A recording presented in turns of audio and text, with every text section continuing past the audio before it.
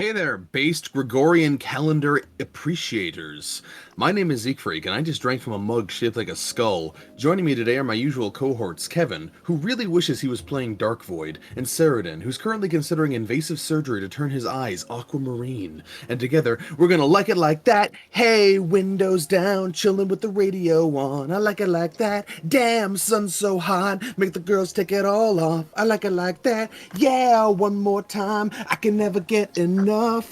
Everybody sing it right back. I like it like that.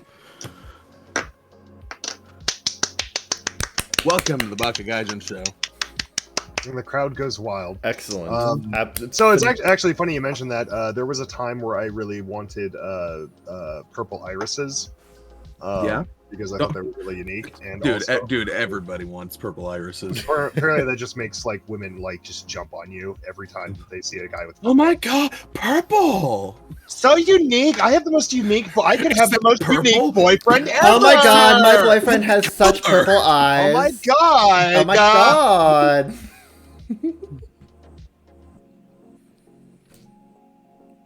I mean, I can understand. I get it. I get it. I understand. No. I get it. You know, extremely rarely you can actually be born with purple eyes. Yes. I have heard that. Yes. Mm-hmm. Yeah. It is extremely rare. Exactly. So rare. You think they're poached? You think people hunt them? Like the Kurta clan?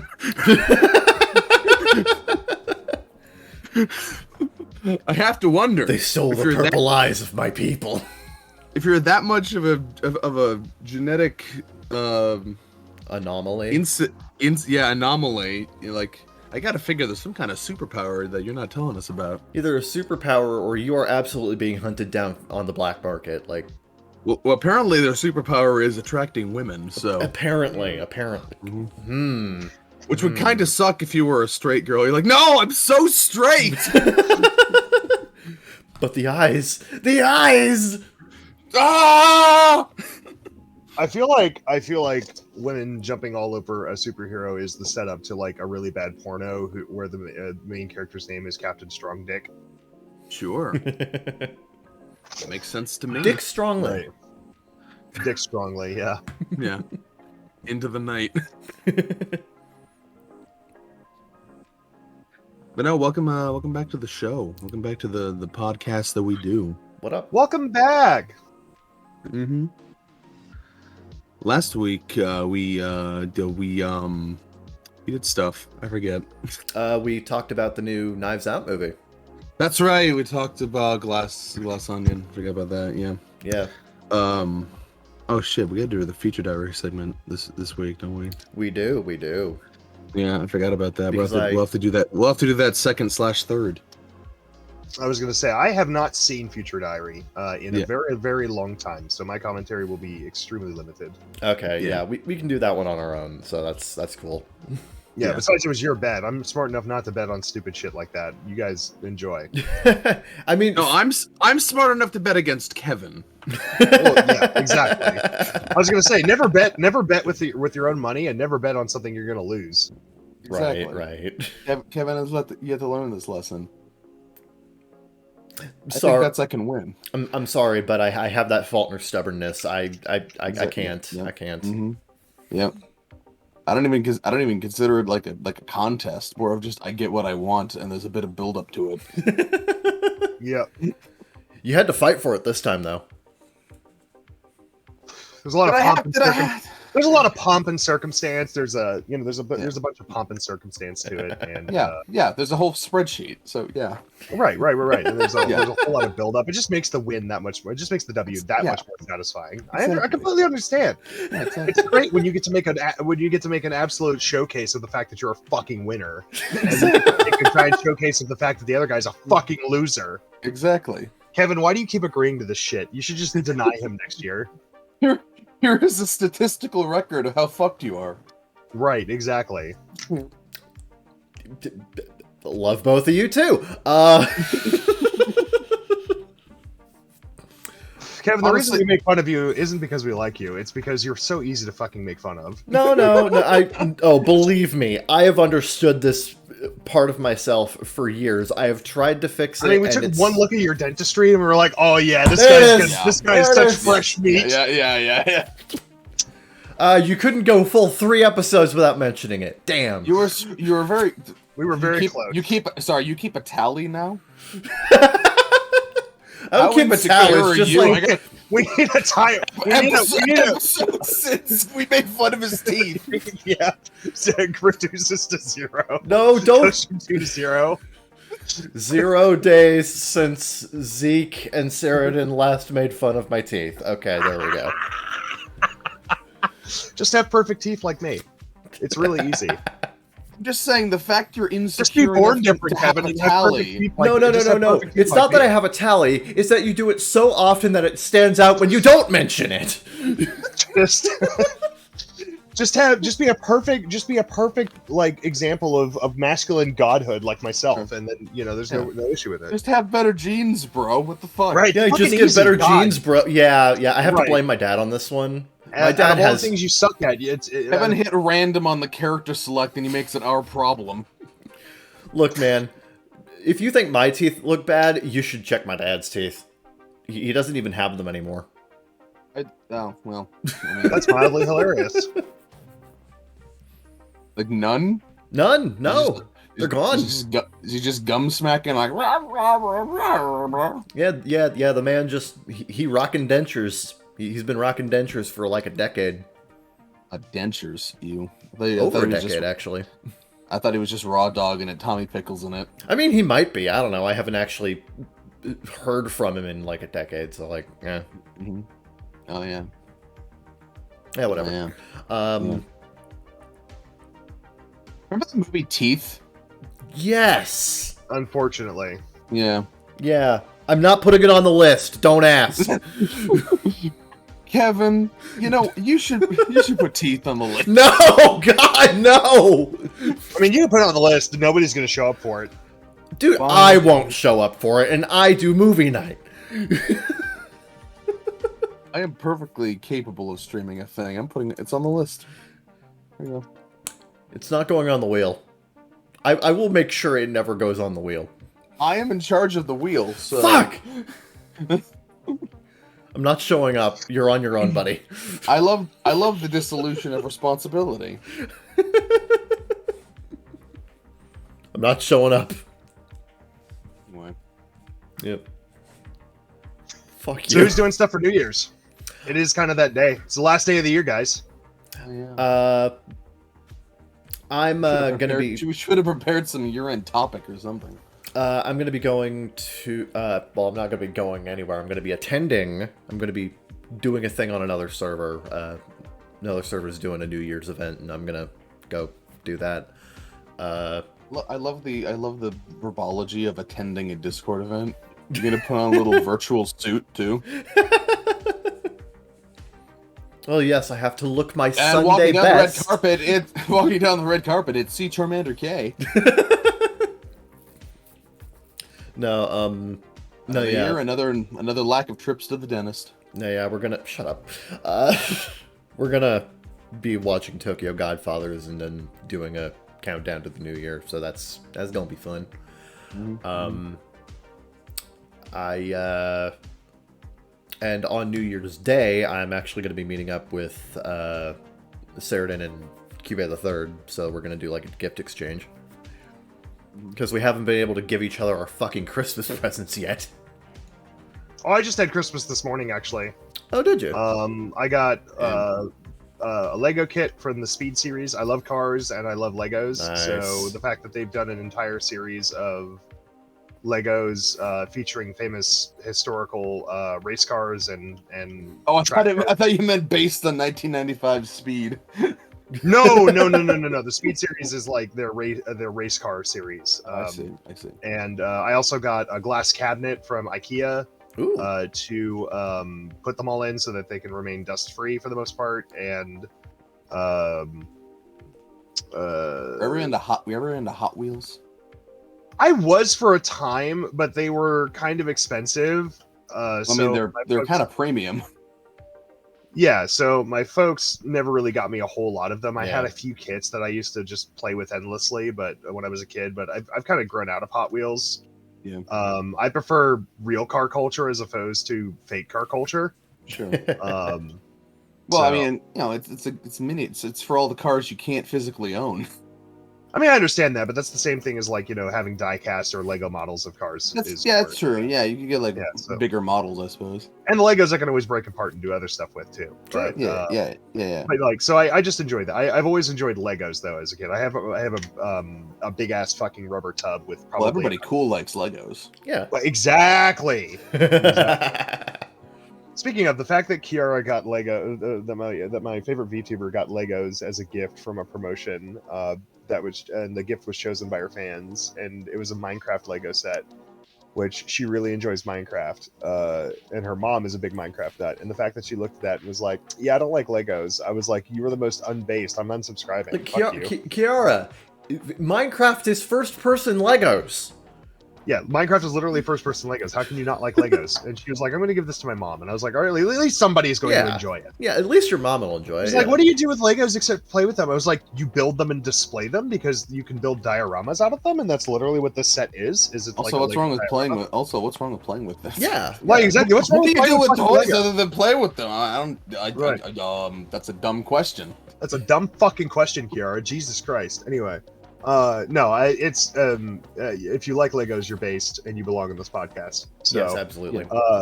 but yeah, so I got some Fucking love Legos, Legos. like I do in my series, but I've got a tub with probably $10,000 worth of Legos in it that I've collected since the early '90s. And I used to have a basement room back when my basement wasn't, in trouble. We have a over 100-year-old home, so it's the basement is. Does your basement also flood every 2 years on command? Not anymore. We installed a pump system so that any of the water that comes into the walls comes down into a drainage ditch that's under the floor, and then it gets pumped out to the yard. So we took care of that. Okay. It used to, and but the not walls have been anymore. reinforced. But yeah, it used to, but not anymore. But I used to have an entire side of the basement to myself. That was my playroom. I had a TV down there with my N64 and stuff. I used to bring my friends down there all the time. Oh, And then I nice. had my Legos out, and I would build stuff all over the room with my Legos Nice. all the time. So, but I don't do much building anymore. Although I kind of want to get back into them because I really like the idea of being able to build scenes and dioramas and stuff. One of the rarest sets that I have is from the Architecture series. That one is still intact. I haven't pulled that one apart. Oh, It's from the nice. Architecture series, which they did. Where they do Lego models of famous landmarks, and it's the one of Falling Water, which is the Lloyd Wright House in Pennsylvania with the river that runs through it. Nice. So that's a really cool one. But yeah, so got a glass cabinet, got some Legos. I'm really happy about all that. My mom also got me lingonberry jam, which if you guys aren't aware, that's Ooh, lingonberry. yeah, lingonberry is apparently a very European thing to have with like pork. You know how we have like turkey with cranberry sauce here in America? Yes, yes. Well, over there they do pork with lingonberry jam, and apparently it's fucking delicious. So I wanted to try it sometime. And apparently IKEA carries lingonberry jam. So while my mom was picking up the glass cabinet, she was like, "I picked you up a jar of lingonberry jam," and I was like, "Great, we have to have pork sometime." It will go great with the meatballs. We had to go great with everything. Mhm. So yeah, and then I traveled to Florida for Christmas as well, which Florida was actually experiencing the coldest few days they've had in 20 years. So it was only like 40 there. Yeah, I was gonna say. So it was still jacket weather, which kind of sucked. It's like you go to Florida during Christmas, you expect to just be in a t-shirt and be 60 to 80 out. But no, it was 40 fucking degrees. But I had a good time out over there. My cousins own a game store. So they bought me a shit. So they just used their ability as owners to get me a shit ton of fucking magic packs for Nice. Christmas, which I just love opening booster packs. If you ever want to get Mikey something he loves for Christmas, just, if you ever want to get Sarah something he loves for Christmas, just buy me magic packs. I love opening booster packs. Making a note of that. Mm-hmm. Making a note of that for next year. Yep. Literally, I like just buy me Legos, and I'm still a fucking kid. Just buy me magic packs and Legos. I don't give a shit what else I get for Christmas. Oh, yeah. Yeah, no, I'm... A lot of people were like, yeah. "Can I have they get all?" Also, isn't it bad that I went to JCPenney's yesterday to pick up some last minute gifts for my mom, and I got really excited when I saw a tie rack. Like when I was a manager at McDonald's, I used to have to wear a tie with my uniform, and so I started like getting really excited whenever I had a new tie, and to see it like not covered in bacon grease was just like the best feeling ever. Right. And now I'm an old man. I know you know you're an old man when you get excited over a fucking tie rack. Yeah. It's like I understand why there's that joke about like, oh man, look at all these like let's get Dad a tie this year, and he loves it every year because he loves ties because he's old. This is his life now. Just like I don't have that just problem. like the fucking sobbing Danny DeVito meme. I get it. I know, I don't have that problem. I think I've worn a tie maybe 4 times in my life. Yeah, I used to have to wear one for work, so I have quite a collection of ties. I have this really nice... My dad and my brother are like that, though. Silk embroidered red tie with like these beautiful filigree patterns on it. I got it from Burlington Coat Factory, actually. Oh. And it's like my favorite tie. I also have a gray silk tie with an Umbreon embroidered on it. Oh, that I got from an anime convention, and it is a silk tie, so it's an expensive tie. It's the good shit. It's the good shit, but it's got an Umbreon embroidered on the bottom of it, so that's really cool. And Umbreon is my favorite Pokemon because she's a fucking OG. But anyway, so I get excited over ties. So buy me ties too. If anybody can find a bright orange tie that I can wear with my KFP attire, I would love you because I can't find one outside of the internet. I was going to say, have you checked the internet? I mean, you can get a bright orange tie there, but I want to get one from a better, like most of those are like cheap Chinese shit. Sure. And it's like, you know, I've been to Men's Warehouse, I've been to Burlington Coat Factory, I've been to Macy's, I've been to JCPenney's, I've been to places at the mall that sell business attire, and nobody sells a good reputable brand bright orange tie. So apparently, unlike Zeke and me, most men don't look good in orange. Exactly. Exactly. I look fucking fabulous in orange. Rare breed. You do white look guys pretty look good in orange. Yep. No, yeah, the only two times I've ever had to wear a tie were this year when I was doing a cosplay at OhioCon, and a few years ago when I attended my aunt's memorial service. Oh yeah, because you were Kobayashi. I was, and yeah. your boyfriend was at your memorial service, of course. And your boyfriend was cosplaying Toru. Yep, and it was super fun. It was so. Yeah, I'm glad you guys got lots of attention for that. We did. Yeah, your whole family was like, "Why are they cosplaying at a memorial service?" No. Right. I would totally cosplay the Grim Reaper at a memorial service. Oh yes. So it was show. I was like, "Oh well, one of us is gonna have to change." I would. Shows up and the Grim Reaper's actually there. It's like, damn it, one of us has to take this off, or else the whole party's ruined. It's like, well, I'm not doing it. Just shows up as gender bent Maury Calliope with a scythe. It's like, what the fuck? Reminds me of the fucking that one great tweet where it's like if you pay me $50, I will stand far away wearing all black and holding an umbrella at your funeral, so people think you died with a dark, mysterious secret.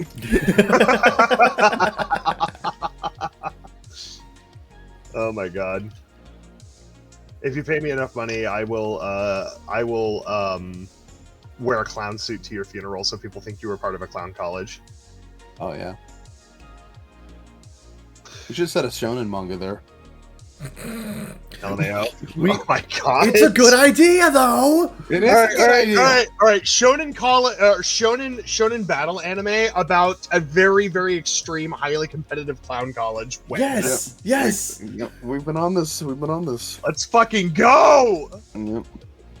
I need the guy who wrote Demon Slayer to write it though. So. Oh my god. Here's a clown college secret. Clown college jutsu. Here we go. Yep. Clown college jutsu. Clown fu. Right, clown fu. Just breaks out the balls and starts juggling like a madman to the point where like the juggling is so fast it blows enemies back. Yep. Like, you thought Fist of the North Star and JoJo's was ridiculous? Wait until I show you my clown stands.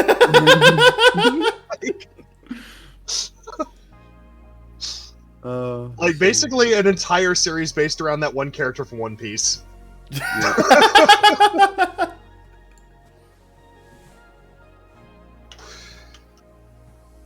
Oh my god. What are we even talking about? It's New Year's, man. I'm about to go get like absolutely fucking wasted with a bunch of other HoloLive fans. We're about to play Magic and watch the end of year Hall live stream on the official channel. Yeah. Yeah. My wife's ass got bigger. That was pretty exciting. Yes, I saw that. I also saw your meme about it. That was hilarious. Oh, I hope she sees that. She's gonna be so mad at me. She's gonna think it's hilarious.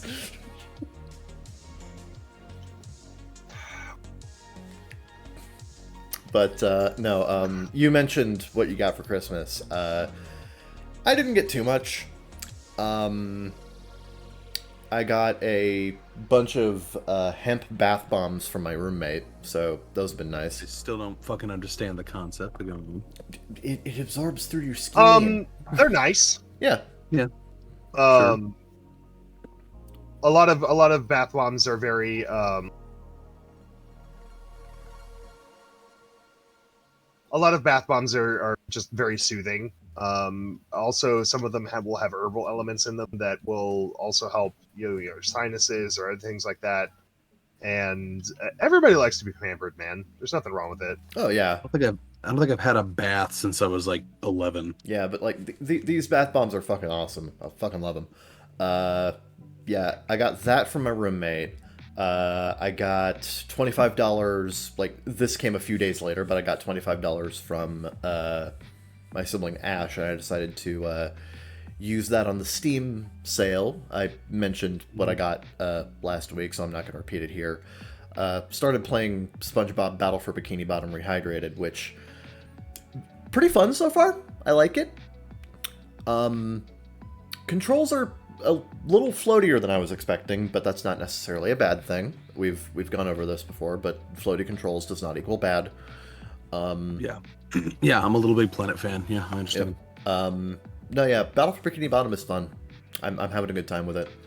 Oh, you started that? I did. I wasn't paying I did. attention. Yeah, he was playing it the other day. Yep. Oh, I see. It's a good game. I've watched it played a lot on AGDQ.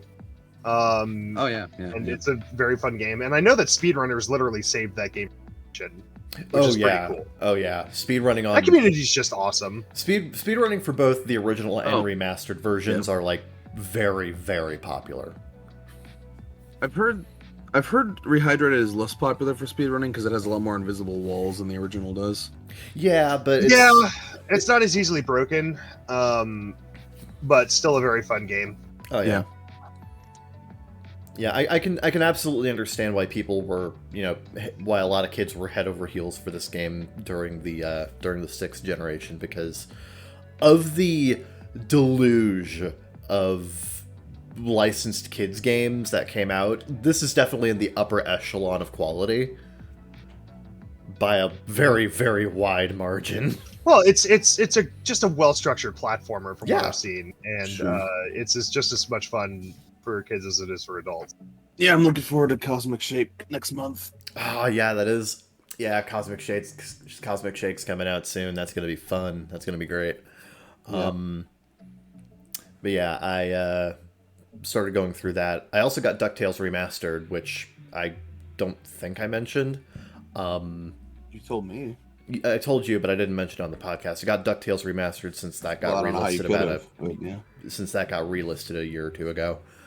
Yeah. I never got to play that on like Xbox 360 or PS3, so I had to yank that. I owned it forever ago. I don't think I own it now, but I did own it forever ago. Yeah. Besides, I have to listen to the final performance of June Foray. Oh yeah. Yep. And one of the final performances of Alan Young, yeah. Yeah. Not anymore, he's not. But wasn't that, I think he recorded for that game at like 92. He was 90 years old when he recorded that, yeah. Yeah. Speaking of people getting old, I did not realize the Halo announcement. Whatever hit, I forget what. What? the Halo announcer, he's in his 70s now. Oh wow. Oh yeah. Yeah, I'm hoping we won't lose him too soon because he's going to be an impossible. He's such an iconic video game voice; it'd be hard to replace him. Oh yeah, yeah. I mean, they've got so many voice recordings of him. I'm sure they could do some AI stuff, AI shenanigans. Yeah, especially since all he needs to do is like 2 or 3 line sentences. Yeah. Yeah, exactly. They could do some AI shenanigans to probably, get his voice. Because Jen Taylor, who is the voice of Cortana in the video games, they've actually converted her voice to AI. She's the actual voice of Cortana, the AI, the Microsoft AI. Yeah. Yep. And that is mostly done with AI training. Wow. So yeah. So I'm sure they could do the same thing with the Halo announcer. He's like Morgan Freeman, man. He's just like in his Yeah. be impossible to replace him. But he's getting old these days, man. He's in his 70s. I mean, he could have another 20 years in him. He could have another 3. We're not sure. Yeah, that's what I was saying. Once you're like 74 or whatever, it's like you could die tomorrow or live another 20 years. It is an absolute fucking. It's a coin flip. Mm-hmm. Yep. Just depends on your genes at that point. Yep. There's actually a study. There was actually a thing I was reading the other day about people who like live over to 100, and there's like genetic markers that they have that other people don't that give them exceptionally long life. I knew life wasn't fair. Yeah, it really isn't. I mean, and part of it is also, obviously not doing drugs, not doing smoking, and taking good care of your body. You're not going to find a 100-year-old man. Okay, you just won't. Most of them are extremely scrawny, skinny, and usually take care of themselves. But on top of that, they also have specific genetic markers that most other people do not. So there is something in the genes that allows people to live much longer. So yeah, life is not fair. Yep. But with the power of science, maybe we can make it a little more fair. Donate the cents. Right. That would be one time where I agree with Careful. Wait, in Star Trek, people like live to like 100 pretty normally. Yeah. Yeah, people live an exceptionally long life in Trek, and I think that literally has to. Honestly, from what I know about longevity research, Star Trek is lowballing. Well, no, it has to actually do with the eugenics wars that they fought. That's also true. Yeah. Because before the Federation was united, the big conflict called the eugenics wars. Right. Yeah. Where, literally people were trying to. I don't know much about Star Trek lore. I just know that from my dad. Where people and essentially, that was a war for the freedom of people to be diverse, as opposed to being perfectly designed for space travel. Yeah. And so, and I think that was one of the products of it was that people started living much longer lives as a result. Yeah. I gotta get on that Steam sale. It's gonna end soon. Any Star Trek fans in the chat, please correct me if I'm wrong. That's what I'm guessing. But anyway, yeah. I mean, the human body is designed to live 100. It's just that most people it's just our immune systems aren't. Yeah. Yeah. But our bodies and especially our brains are perfectly capable. Consistently. But our immune systems is what is the weak link. Our immune systems and our hearts are the weak link. Yeah. Yeah. There's some very promising rejuvenation leads in that regard. Yep. What an exciting time to be alive. Yeah. Let's not talk about dying on the anime podcast. Well, the longer we live, the more anime we can watch. So, Yeah, so let's talk about immortality. That's exactly why I want to live to 100, because I want to watch all the fucking anime. Yeah. And be in love with all of the VTubers. Yep. Speaking of anime, segue. Sure. I did it. I finally put down the pre-orders for the Blu-ray of Gao Gaigar went live last month, and the other day I was able to put down a payment on it, so that should be shipping soon. Yeah. Because Right Stuff has their first shipment in stock, and I should have that soon. Very excited for that. It was mentioned before, finished Future Diary. Yeah. God, that show was insane. We'll talk about that later. I know. You don't have to shout at me. You're giving them too much. I mentioned, dude. I mentioned the most. I mean, it's basic... literally the Hunger Games if Katniss Everdeen was a fucking. So I want them to be surprised, Kevin. That's why I'm putting it in. I'm just saying it's insane. It's a spoiler. It's a spoiler. What you're spoiling right now. Oh, yeah. That's like saying Gao Geiger has a robot in it. Like, come on. What? It does? holy shit! You fucking dick! I'm not even into Scrimbo, but I knew that. You piece of. Did you know that Gundam has war? I've heard Did it you has know cool the Gundam robots. has commentary? Now you're really getting to the iceberg, Nah, man. Now you're really deep yeah. in the iceberg. I was distracted by the cool robots. Wow, cool robots. Right, that's what every Yeah. non-mecha fan thinks mecha fans are into. Wow, cool robots. And I'm like, no, it's the commentary. No, you don't understand. It's the commentary. It's the characters. It's the. Well, that's why. That's why. I mean, there are definitely those fans who like the more classic mecha animes, which are much more super robot, and who are just into it to watch cool robots do cool shit. I mean, but since the advent of Gundam, I think a lot more mecha fans have become enamored by a lot of the social commentary and political commentary. I mean, even commentary then, on war and conflict. Even then, a lot of older Super Robot anime didn't shy away from more serious subject matter in individual episodes, and they still had overarching themes that were fairly simple, but it was still more than just big robot fight big robot, or big robot fight big monster. It was like there was always a little bit more to it. It's just that with Gundam, it got more into socio-political themes and ideas, which, hey, that ended up working really well and created an entire subgenre unto itself. So, mission accomplished. But no, yeah, like I fucking hate the whole, unlike this other series, unlike other mecha anime, this one focuses on the characters, because it's like, that is such a mask-off moment to tell me that you don't know shit about mecha. Sure. Yep, absolutely. Yep. I fucking love mecha. No, mecha's a cool genre. But yeah, been doing that. Been working more on KFP recipes for the editing. Should have something to send you in the next That's a weird subheader, the editing. I should have something to send you as like an idea of what I'm doing in a couple of days, Mike. Awesome, thank you. We need to start editing that. She'll be back from Japan in a couple of weeks, so okay. I want to release it when she's back. Yeah, outside of that, not a whole awful lot's been going on. I watched a bunch of fucking Christmas specials and shit, but like, yeah, not a whole lot else. So I'll just pass it off to whoever wants to, go off about what they've been doing. Well, they kind of already went, so yeah.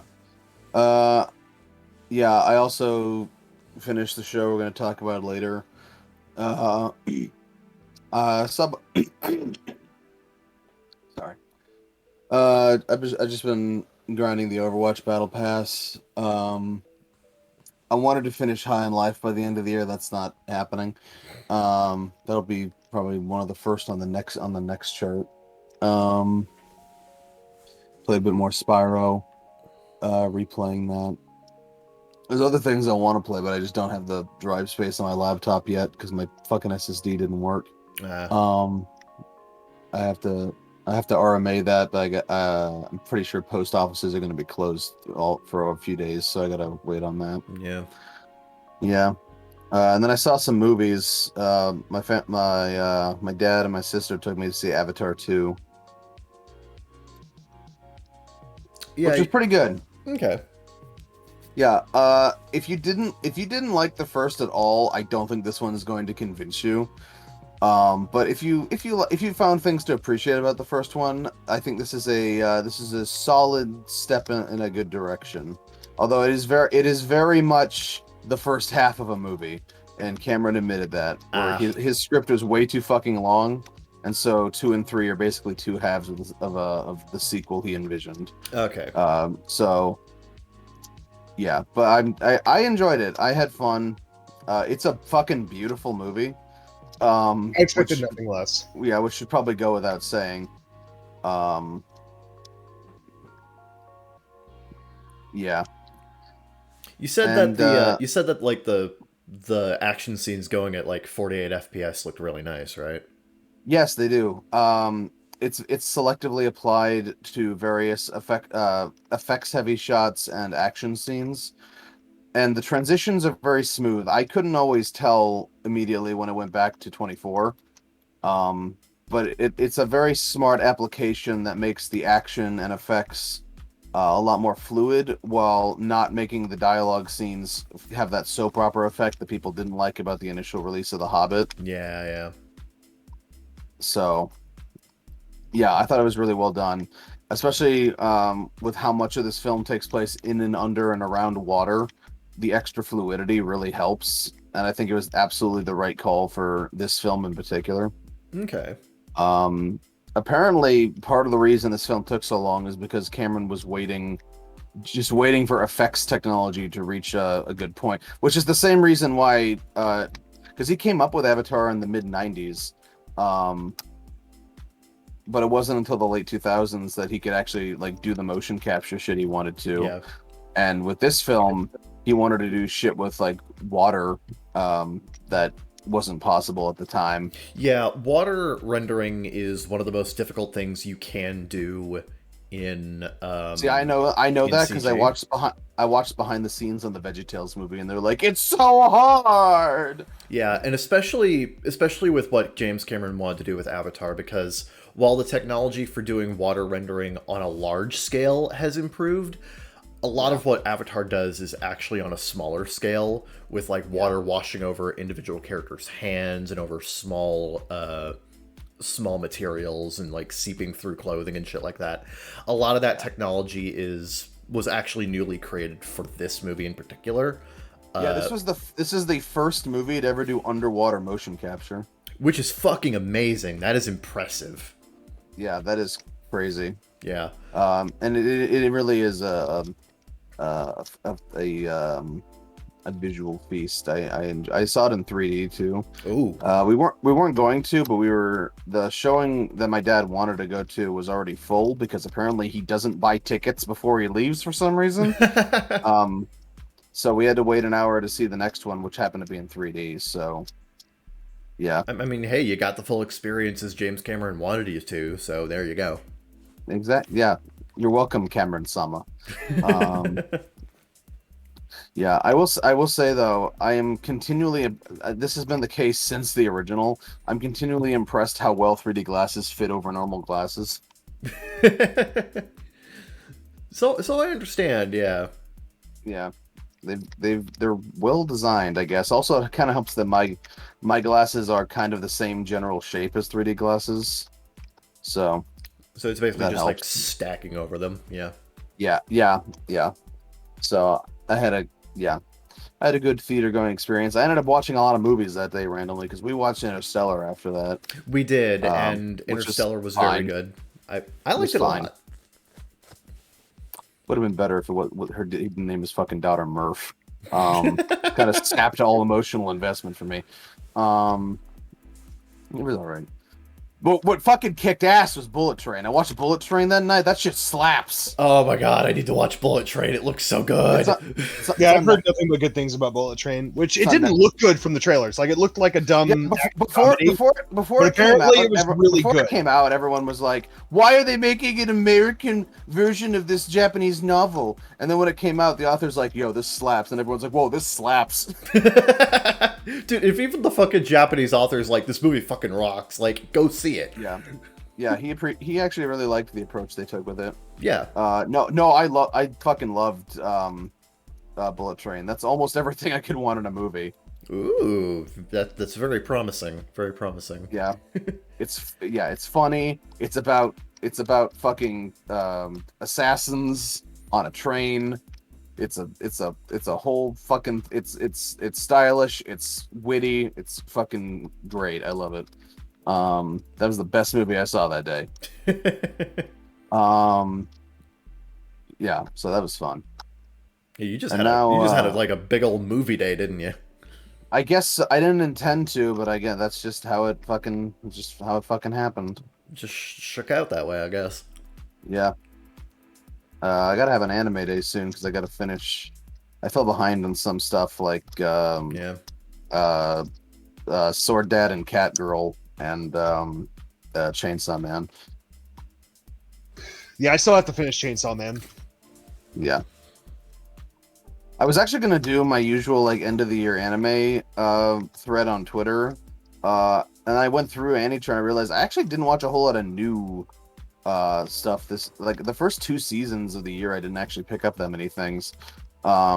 It's mostly just been the last two, so I figured, there's probably not much point in that. Yeah. I might still talk. I might still just rate. I might still list ratings anyway, but yeah, I think it's because the first half of the year I was too busy fucking rewatching stuff. Makes sense. Yeah. Also, winter didn't look very good. Next year looks good though. Next year looks great for like everything. Like a lot of shit I was looking forward to video game wise got delayed into next year. So in addition to stuff that's supposed to come out next year, so next year looks fucking baller for a lot of stuff. Nagatoro I feel like season 2. I feel like sure, why not? I feel like I personally feel like 2023 is going to be kind of like the catch up here. It's going to be like when all the shit that was delayed by pandemic is going to like coalesce all at once. Yeah. So I feel like it's actually going to be pretty fucking stacked on multiple fronts. Yeah, I'm expecting 2023 to be a very strong year for anime. Yeah, it's like we had a backed up pipe for a while, and now it's just going to explode in 2023. Yep, but in a good way. Yeah, the big things I'm looking forward to are the new Final Fantasy, obviously Armored Core, Resident Evil 4 remake, Tears of the Kingdom. Like, there's a lot of really, really big name shit coming out next year. Yeah, I'm looking forward to about 25 indie Metroidvanias you've never heard of. Some of which you've I'm looking forward to Nintendo's massive dump of Farming Simulator. Oh yeah, dude, if you like farming games, next year is your fucking year. Yeah, seriously. I can't wait for Advance Wars to come out. That'll happen. Get a time machine. Please. Year 2057. See what that's your reward. They want you to personally go out and kill Vladimir Putin, and when that finally happens, you will see your last reward. Hey Mike, can I borrow a gun real quick? No real reason. No. Give me that gun. Give me that gun. Give me that gun. I need to shoot the president. You don't know how to fucking use one. No. Yes, I do. I'm not putting. Do you really care about gun safety in the Kremlin? The fact that he doesn't know how to use one might actually be an asset.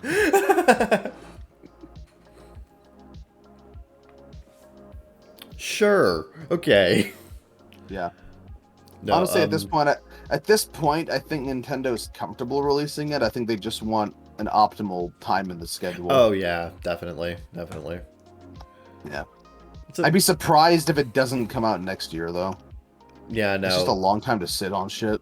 Yeah, no, they've been sitting on it for like 6 months at this point. It's been completed for a little over 6 months now. More, because it was supposed to come out in April, wasn't it? Yeah, that's true. Yeah, it got delayed from December to April. So yeah. Oh boy. So it's been completed the entire time. So it's just a matter of when. Yeah. No, yeah. Yeah, wish I had a list in front of me, but yeah, a lot of shit I'm looking forward to in 2023. Yeah, I should have prepared more. Yeah, I don't really have a list in front of me either, so like there is a lot of good looking shit for 2023 though. I'm definitely gonna be playing Armored Core 6 when that comes out, just because mecha simulation game, cool. Sure. Well, maybe not when it comes out, but like, sometime this year. Sure. Stop doing that. Sure. I'll stop when Jack Packard stops. Oh, okay. Hey, Jack Packard! Give me a gun. I need to shoot Jack Packard.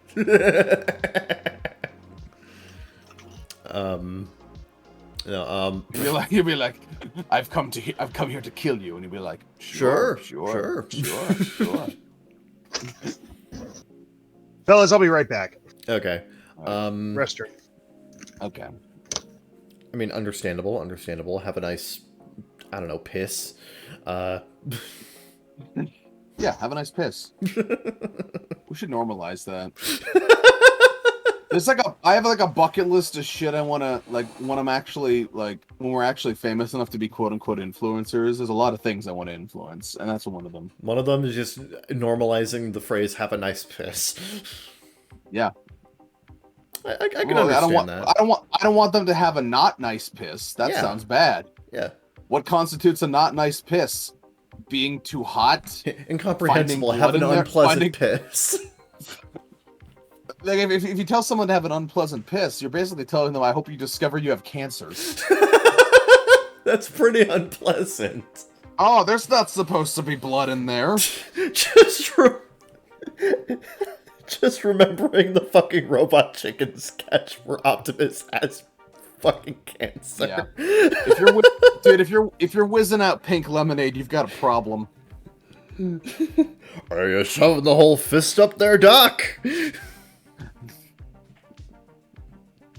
Oh, yeah.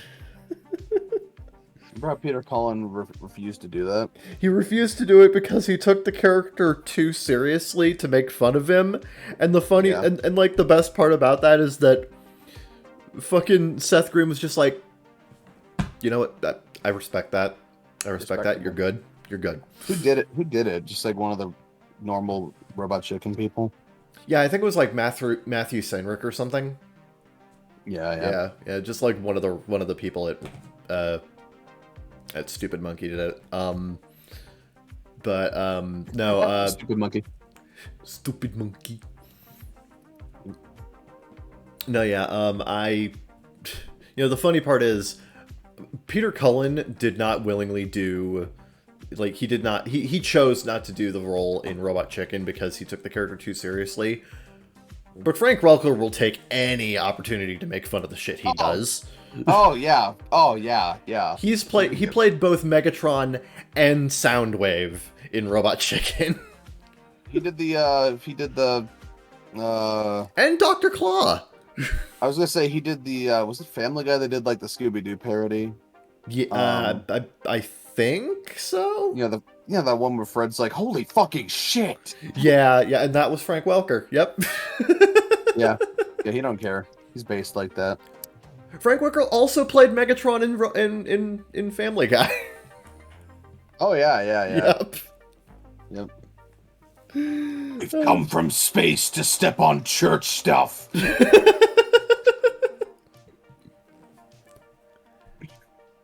Great. It's fantastic. Ah, God. I love that sequence so much. It's so accurate. So good. I love the first Bayformers, but just the first one. Sure. Sure. No, I understand. Yeah. Right there with you, man. Yep. Yeah. Amazing how Robot Chicken is one of the only, because it's unofficial. Oh, well, hello. I was gonna say it's amazing. I still appreciate how, because it's unofficial, Robot Chicken is one of the only visual adaptations of Calvin and Hobbes that exists. It is. Oh. Yep. Mars is amazing. Fuck. Your parents know too much, Calvin. We have to kill them. great. You know, Bill Watterson, he was famously against marketing, not marketing, like commercializing licensing and stuff like that. Yeah. He did very briefly consider allowing an animated adaptation because he respected the medium of animation. Yeah. But he had a very old school approach where he's like, well, I don't want to rob. Giving them voices would rob longtime readers of what they think the characters sound like, and I wouldn't want to do that to them. Right. Good point. Which is a very old person thing to think, but I respect it. I do. He lives in my city. So I've heard. So you've mentioned. Yep. Finally, a celebrity from Cleveland. We have, I think, 2. We have Bill Watterson and Kid Cudi. I think that's about it. What an eclectic group. They should collab. You may have an idea there. I always do. I don't know if it's a good idea, but it's an idea. Sure. I'm unappreciated in my time. I'm like the Kid Cudi of whatever I do. Years in the future. Anyway. Oh, yeah. It was actually really sad. I think you probably know this piece of trivia, but Bill Watterson used to go into bookstores to sign random Calvin and Hobbes collections. Except he stopped doing that when people started just automatically throwing them on eBay. Yeah. Which I'm like, why you gotta ruin things? Yeah, why you gotta do that, man? That's wrong. Yeah. That's wrong. That's nasty. It's like, we had a good thing going. We could have had it all. Don't make me sing Adele. Fuck you. Okay. I don't like Adele. I like Adele from Disgaea too. Does that count? I don't. That's fine. Think so, That's no. fine. Yeah. No, yeah. No, that one is fine. Like Adele the singer is like it's whatever. I'm not a fan personally. Skyfall's a good song though. Now I'm just remembering that meme. So where Lord's like, I can be your ruler, and then they put Lord on the table. It's like, this is one Lord long. This is a terrible unit of measurement.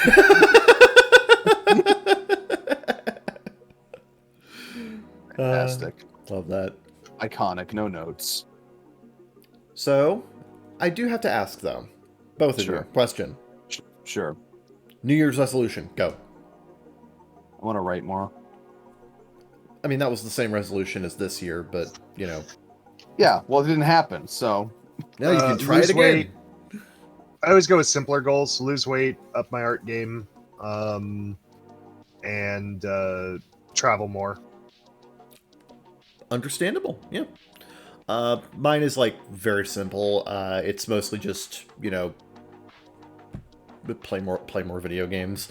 I would also like to lose weight, but I'm not going to make like a huge commitment in that direction. I prefer the long-term, gradual, sustainable approach, which I think has been working for me in the time I've done it. I eat probably about half of what I used to. Okay. So yeah, I just don't trust myself to actually stick to diets. So Yeah. I'm trying to go with the gradual approach. Yeah, that makes sense. I'm hoping I can be one of those freaks who's so in the game that they just forget to eat for days on end. I'm hoping I can be that guy. It's like immediately drop like 15 pounds. Exactly. Yeah, I'll just replace the void in my soul. I'll just replace food with video games. That's how it should go. Understandable. Which I'm gonna be playing. I'm playing one right now. Haha. Yeah, I'm gonna play more video games this year. I'm also gonna, since I was basically doing what amounted to a loose media thread on Twitter anyway, I'm gonna do like an actual dedicated media thread this year. Yeah, I've spent 2 years wondering why you haven't just bit the bullet on that one. Yeah, well, okay, year and a half, but No, it was 2. oh, okay, fair. Yeah, no, Yeah. I'm gonna be doing an actual 2023 media thread pinned to the top of my Twitter now. So, yep. Yeah. So look forward to even more in-depth and accurate stalking. Yes. Yes. Yep. Everyone must know my opinion on latest thing. Yep. And as well as things that I am playing or doing for the first time that have been out for years on end. Recognize my opinion. My opinion matters. I was here. Don't let them forget that I was here. Remember that I was here.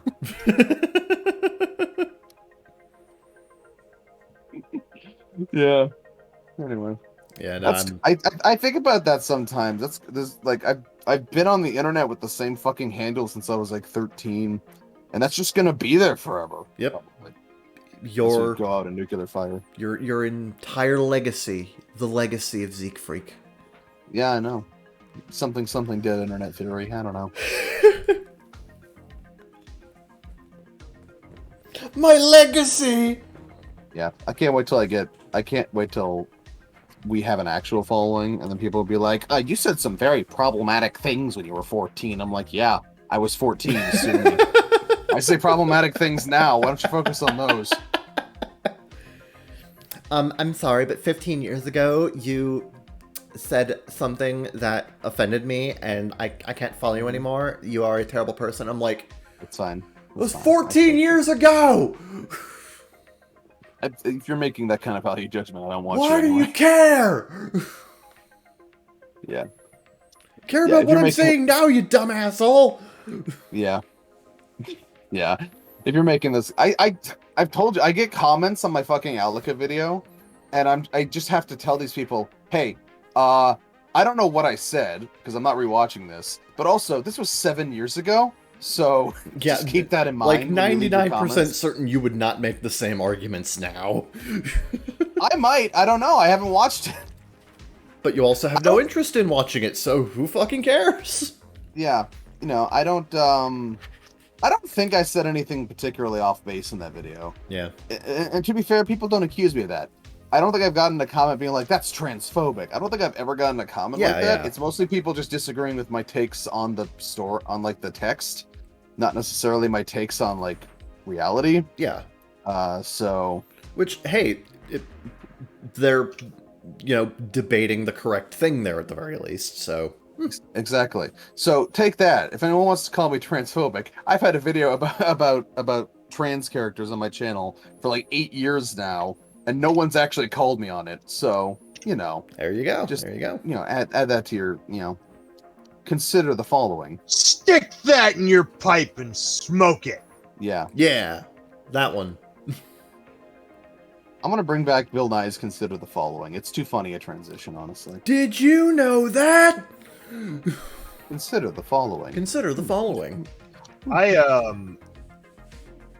So, speaking of New Year's resolutions, I've actually already started losing weight. I've dropped about 15 pounds in the last 2.5 months. Cool. Just by not eating. Not bad. As much. Can I have them? What? The pounds. Can I have them? No. Okay. They've been burned, Zeke. They've been burned. I wanted to make a little fat snowman figure out of fat. Just like, put it in a kiln, just hang it on a wall somewhere. What the fuck? Yeah. Kilns are surprisingly affordable. They're only like $2,000. Sure. Yeah. You too could have a kiln. You could own a kiln. Kiln's a funny word. Put me back in the kiln. Anyone else think kiln was a funny word? Kiln. Someone's like, we need a word for the things we make pottery in, and we're like, yeah, this is it. That's the word. Kiln. It's interesting to say. That's for sure. Kilns are not just for pottery too; they're used in forging. Yeah, and also if you want to make little sculptures out of your friend's lost fat, you can use them for that as well. I guess. I have some stuff that was made in the kiln. It sucks because I made it when I was like in 2nd or 3rd grade. Yeah. I think I've shown Kevin the quote-unquote dolphin. I remember. Yeah. No, the dragon. Yeah. The dragon that looks more like a dolphin. I remember the dragon dolphin. Yes. I still have it. It is still owned by me.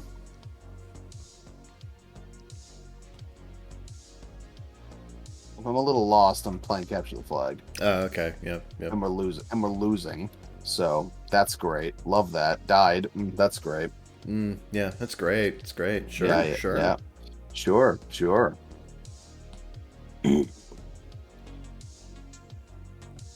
I think that's good for a first segment. I'd say. You think that's good? I think we can stall for another 45 minutes if you want.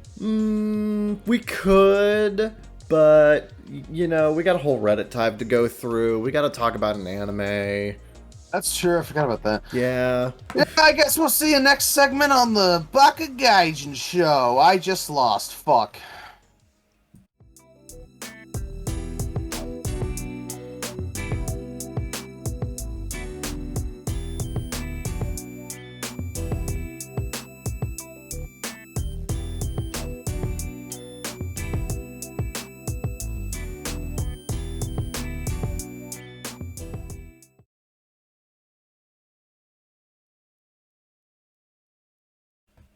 Welcome to the 3rd/2nd segment. Hey, what's up? Yep. Theroden has gone. He'll be back for you, not us. He's gone for us. Yes. But he'll be back for you. This is a weird thing that we do. Yep. Anyway, Kevin lost the bet like a big fat loser. So, we're doing this topic now. Yep. At the very least, I didn't lose by a massive amount, so I didn't have to watch Gotta Be the Twin Tail. No. We'll save that for some other year. Yes. But this year... Yeah. I had to watch The Future Diary. Or Mirai Nikki, Yes. if you prefer. Yes, and I had to... I had an inkling to rewatch it anyway. It was a good opportunity to do so. Yeah. So I did it. Sue me. Legally, I cannot do that, but... Yeah. Sure. You're very poor. Yes. Anyway. But no, yeah, I have known about The Future Diary for a long time. I've known the basic premise for a long time, and I've known that, like, Yuno Gasai is, like, the quintessential yandere character. Yeah. And God, she is, and we'll get into that shit. But, Yeah. I haven't really... I've never really known a whole lot about, like, what happens in Future Diary. Like, for whatever reason, the general plot and, like, how the series goes has just escaped my gaze for the longest time. Sure. So, you were very surprised when I told you I didn't know anything about what happens in the show. Oh yeah, no, I assumed it was, some elements of it have become, like, anime pop culture osmosis or whatever, but I guess not. I guess people are pretty good about keeping secrets about this show. Then again, you didn't know Shauna had wings, so, I guess, right. Yeah, you didn't know about Shauna's flame wings, so I guess I shouldn't be surprised by the depths of your ignorance at this point. That's fine. I like you nice and ignorant. It means you're surprised by things. I do like being surprised by things, so this works out in my favor. Yeah, which is good in a show as twisty and turny as this one. Oh, God, yes, because... let's just get into it, and don't worry, I'll put the disclaimer at the beginning of the segment. Yeah. Y'all want to get spoiled? Get the fuck out. Yep. But we gonna be spoiling. We gonna be spoiling here. We spoiling. Yo, call us the milk in your fridge, cause we spoiled. Anyway. But no, this show's fucking insane, and I loved it. It's one of my favorite roller coasters in anime. It's great. Yeah. Almost immediately, within the span of like an episode and a half, this show has more turns and more major developments than some shows have in like 6 episodes or even a full season. Future Diary moves at an absolutely breakneck fucking pace. Yes. Which is one of my favorite elements of this show, is just how it constantly it's constantly pushing its own boundaries, and it's constantly pushing to create new situations and to kind of lack of a better term, subvert expectations in such interesting ways as often as possible, which is one of the just most entertaining elements of the show. Just in general, this is an incredibly fun show to watch all the way through. Yeah, it doesn't take long to get to the heat of things.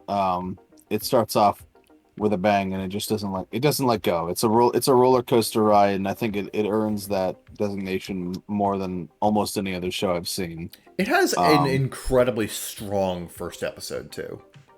Yeah, it does. Like this is up there in terms of like just getting you primed in one episode for what you're about to get into for the rest of the show. Yeah, it's set up, premise, main characters, initial conflict, then we explain what the fuck the show is about, and we're off to the races. And we also get a little bit of a glimpse at how deranged Yuno actually is. Yeah, but at that point, it's like peanuts, like you have not. You think you know, you don't know this girl. You don't know what she's about. No, like the madhouse has just started. I will say, Yuno is one of the best elements of this show, simply because the depths of how unhinged she is. You don't like. God, this show is so good. There are multiple points where you think you know, you don't know. You think you know exactly what's going on with this girl. You think you know, you think you got the entire thing figured out. No, there's always a new wrinkle. There's always something new to add. As soon as you're comfortable with her, she pulls the rug out from under you. That's something amazing. That's another thing that I love about this show is that it never lets you stay in a comfort zone. It's always pulling something out from under you at every turn. And that just makes it so much more entertaining to watch. Yeah. Oh, God. Like,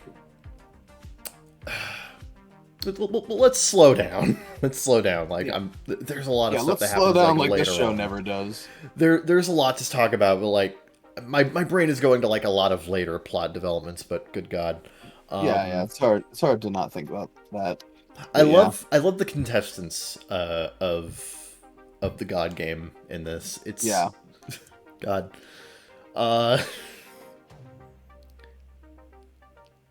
Oh yeah, they're an eclectic bunch. Fucking one of them is just a freaking tokusatsu parody.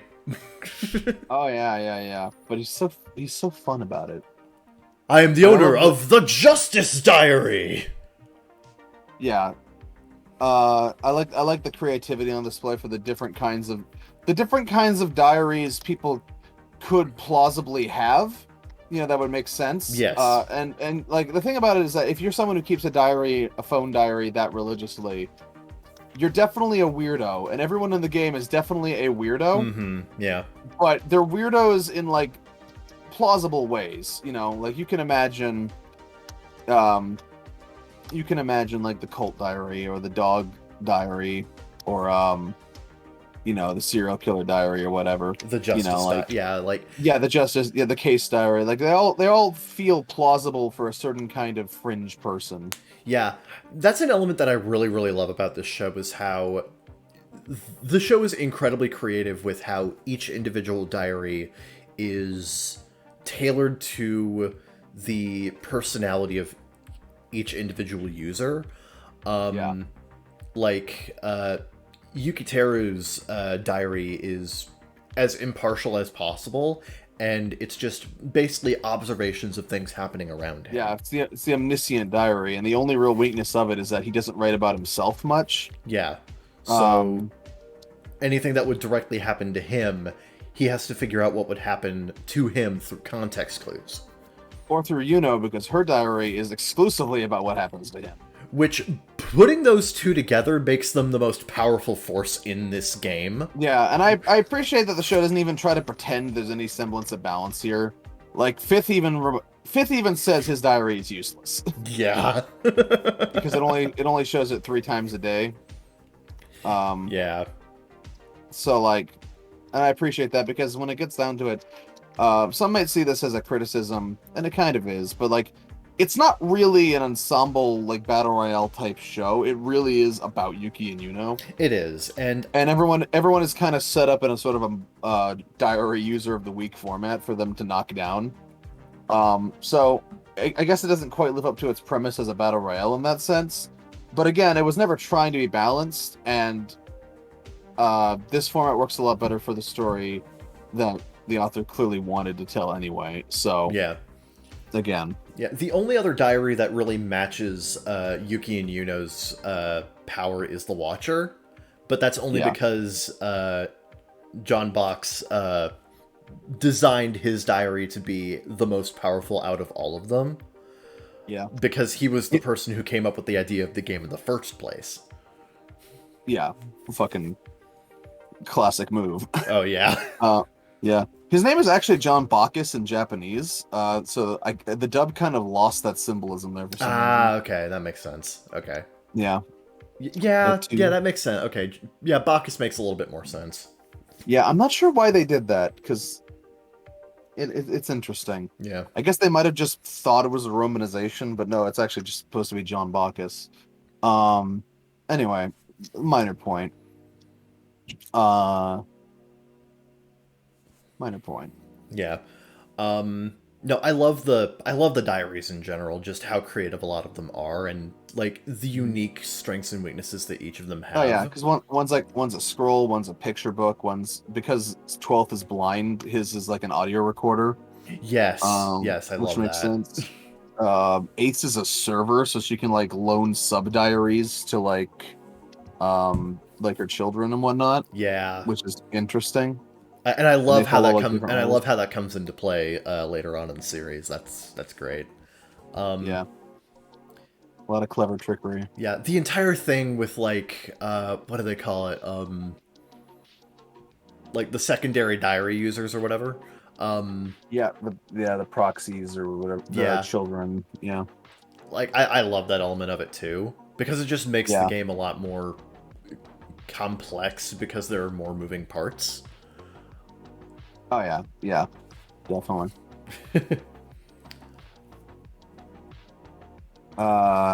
It's a fun thriller from start to finish. Oh well, yeah, maybe not finish. Maybe not finish, but we'll get talk to that. About that in a minute. Yeah. Yeah, we'll get to that.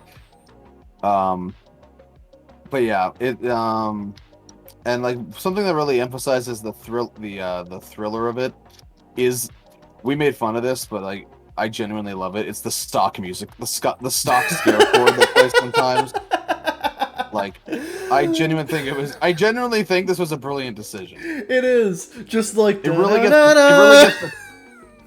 gets the tone firmly in place in that shocking third episode. It's just such a. I damn near lost my shit when that played the first. Yeah.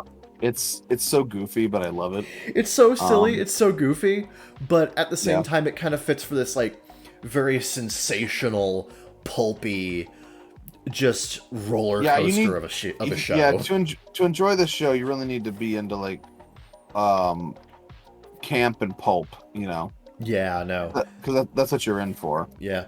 So the music really complements the stock music. Really complements that. Oddly, yeah, and like even and that's not to say that the show has all stock music. I actually really like the music made specifically for the show. Oh yeah, I think it has one of the most iconic sad anime themes of all time. It's really good. It's really good. Yeah. Ah, God, no. This production-wise, the show is really good. It's got great. It's pretty good. There's some weak shots here and there, but like it's pretty good. Yeah, it's pretty good.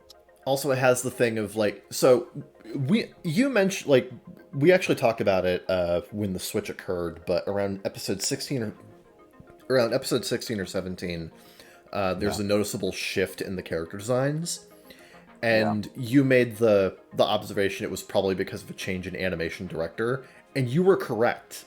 Because there was another animation director who first worked on episode 12 and began working as a secondary animation director from episode 16 onward. So for whatever reason, in the first half of the series, the canonically 14-year-old protagonist Don't let Zoomers watch this show, please. Yeah, no. Are made to look a little bit older than they are, and then towards the end of the series, they look a little bit more like they do in the manga, which I thought was interesting, and I guess it's due to that change in primary animation director.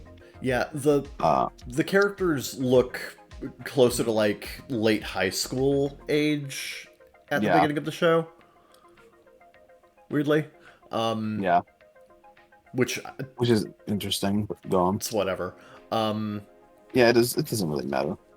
It doesn't matter to me. It's still an improvement anyway, because I think the manga artwork is kind of bland, personally. Right. But yeah.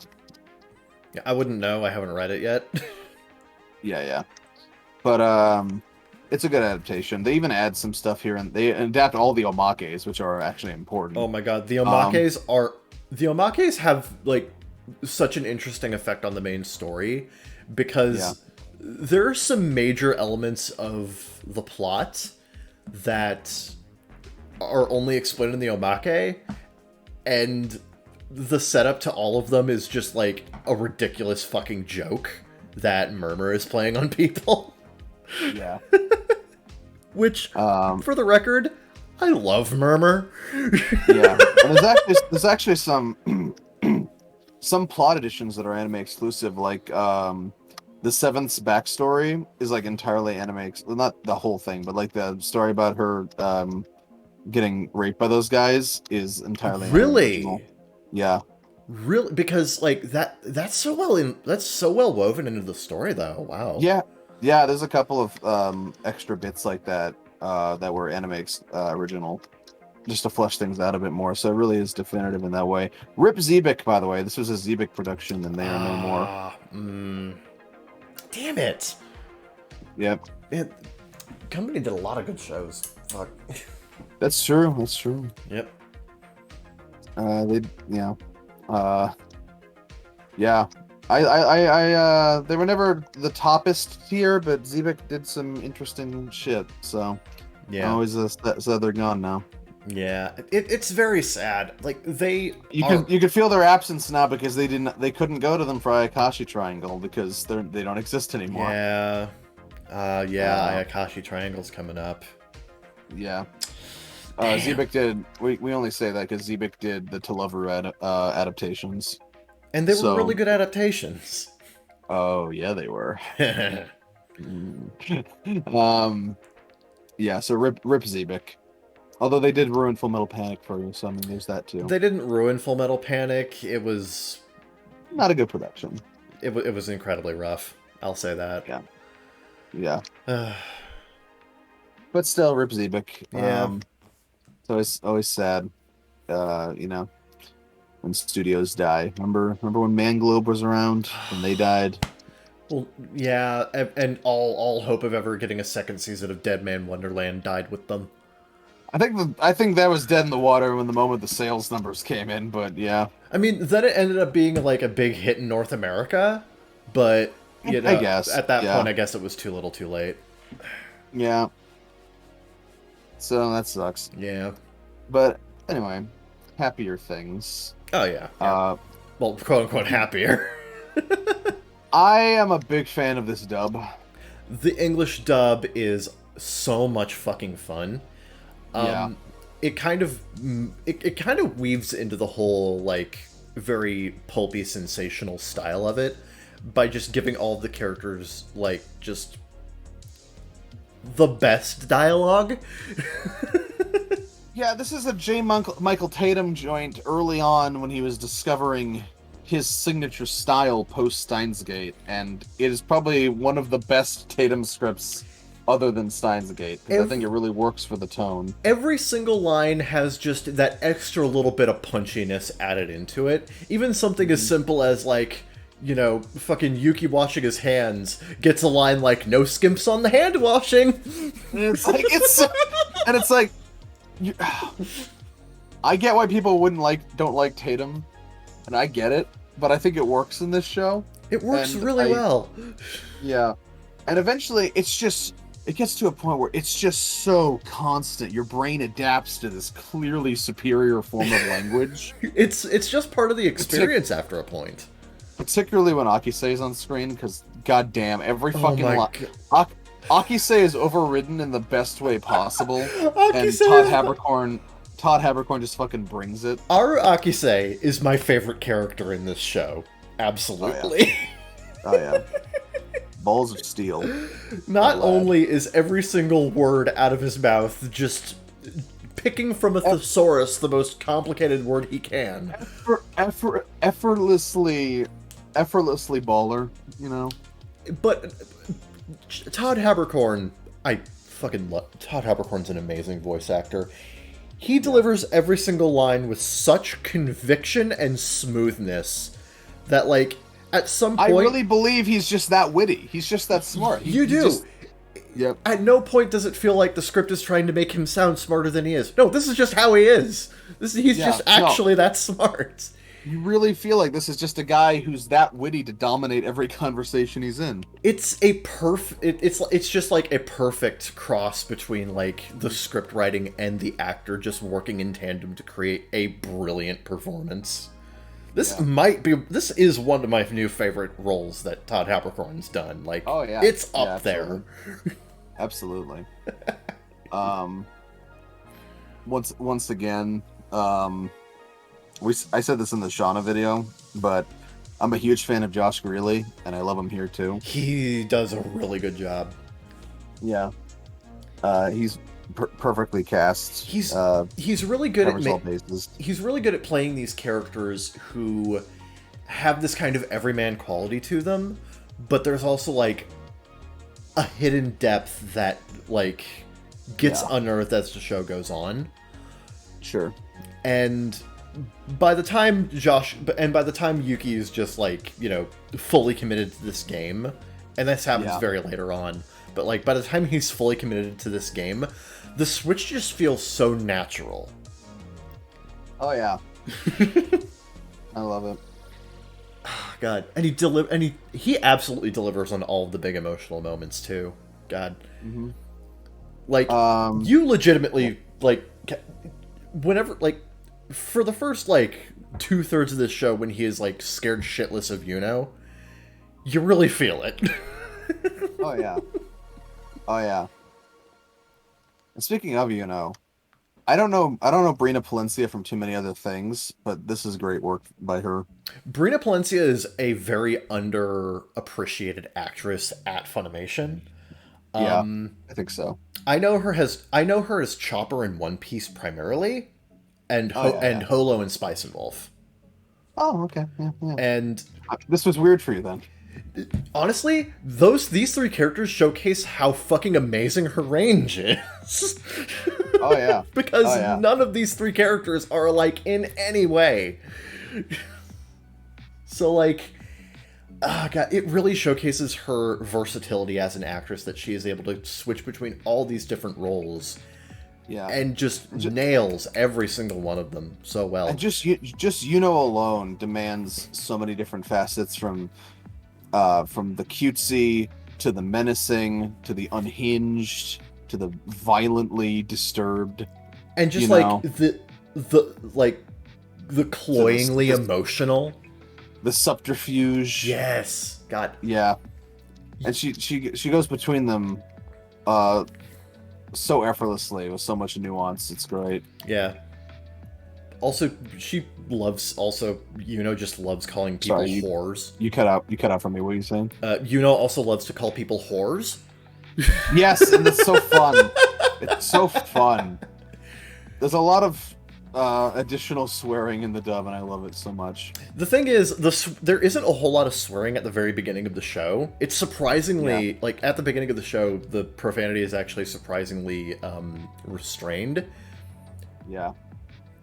But then Uryu gets fucked over by the police guy, and she's just like, "Hey, dude, fuck you!" And just all bets are off at that point. It's like the show remembered its M rating. Yeah. God, no.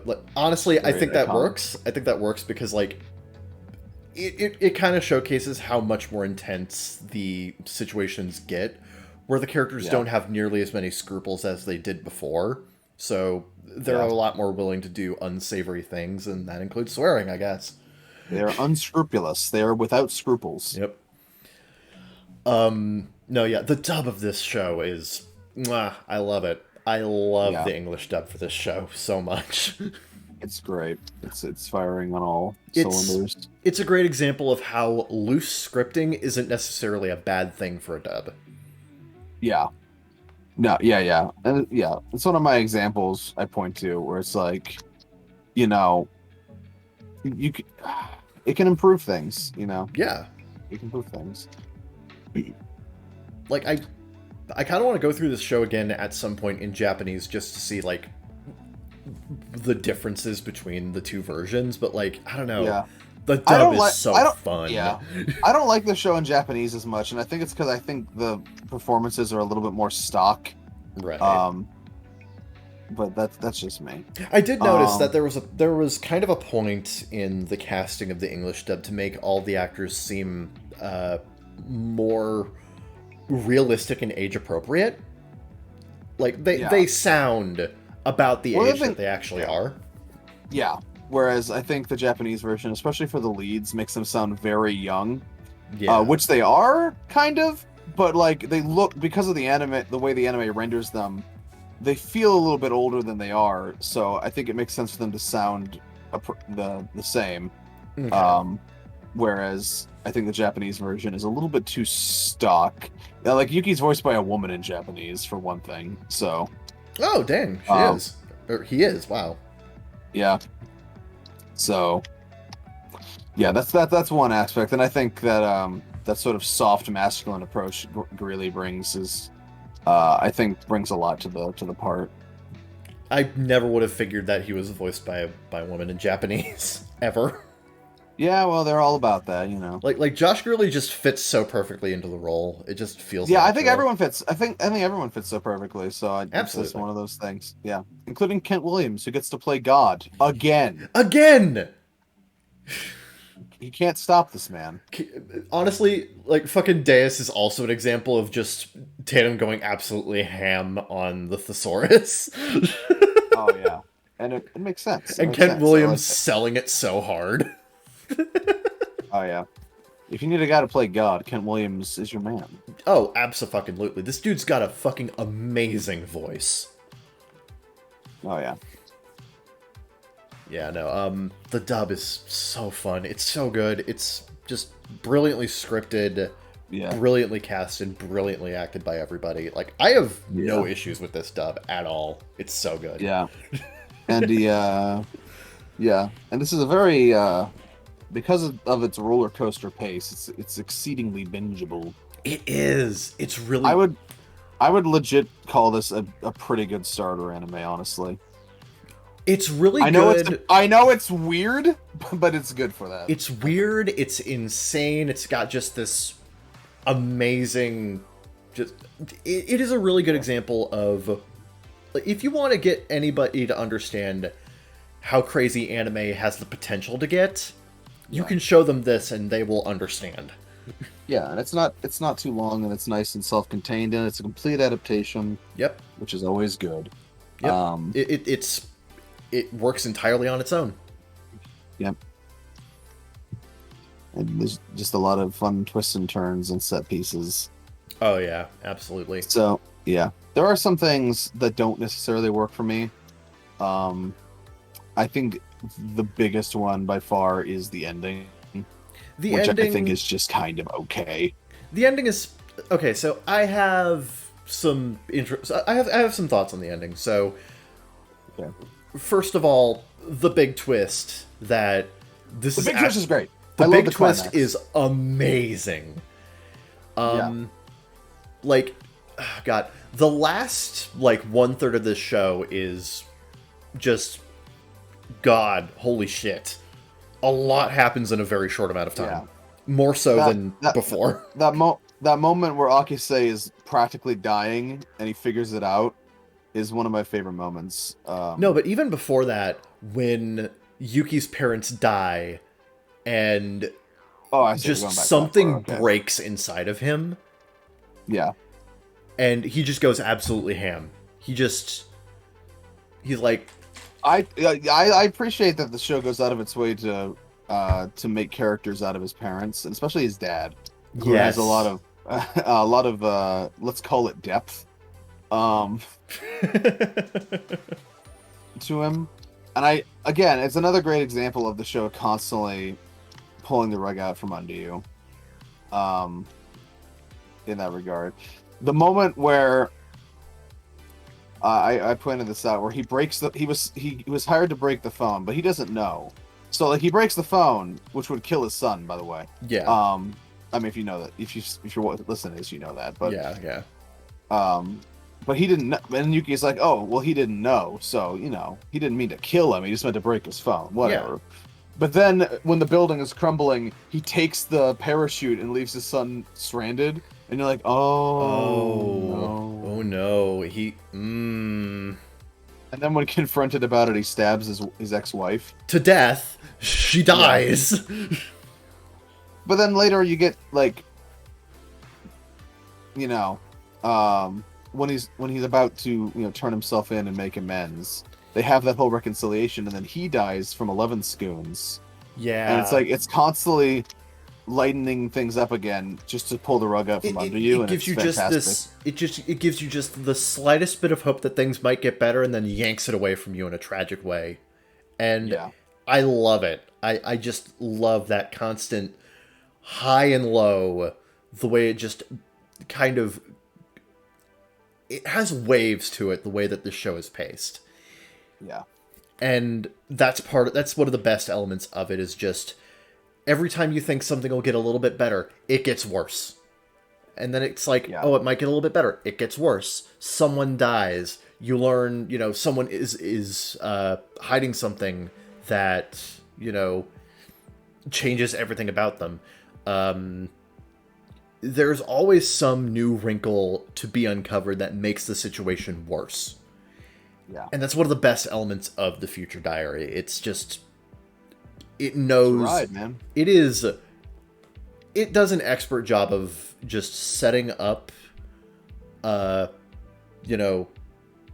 just setting up and giving the viewer hope, and just, saying, haha, wait, you forgot what show this is. Yoink.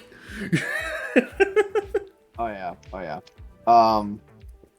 And the even the big twist is like that, because like it's like Akise figures it out as he lays dying, and Yuki is told, but the audience isn't told. Yeah. So things are allowed to kind of soft reset, and they finally come together July 28th down to fuck. They do. That's one of my favorite elements of this show. The entire conceit of this show is based around the fact that these two teenagers will fuck on this specific day. On July 28th, which actually ends up being July 27th. But because he said, no, fuck it, we're doing it today. Yeah. I'm changing the future. Yeah. They show them fuck, too. It's great. They do, which is just so interesting. You don't normally see that. Yeah. They don't cut away. They don't. It's not like, it's not hentai. It's not gratuitous. Like, but it's there. Yeah, there's nudity. You see Yuno's boobs. Yeah, you can't. Yeah, well, I mean, you saw them a lot before that. True. Yeah, you can't look at that scene and imagine they're doing anything else. Yeah, no, they fucking. Yep. They're just nice, good for them, honestly. Yeah. Until shit goes wrong again. Yes. Yeah, I love how they reset. They explicitly don't tell the audience, so you can have that soft reset of things working out. And then Yuki's like, "Hey, so what's the deal with this?" And then she goes crazy again. No. It ended up being kind of twofold, actually, because the first time was like, hey, so question. Post-coitus clarity. Let me just lay a question on you. You can literally have post-nut clarity. Yeah, no, it really is. It's like my favorite example of post-nut clarity. Right. Now wait a second here. Why did you make me think I could bring back the dead? And then she almost kills him, and she's like, "Sorry, I didn't want you to find that out. Force a habit, Force a habit." He's like, oh, that's fine. It's fine. Anyway, Akise told me something really weird before he got his head cut off.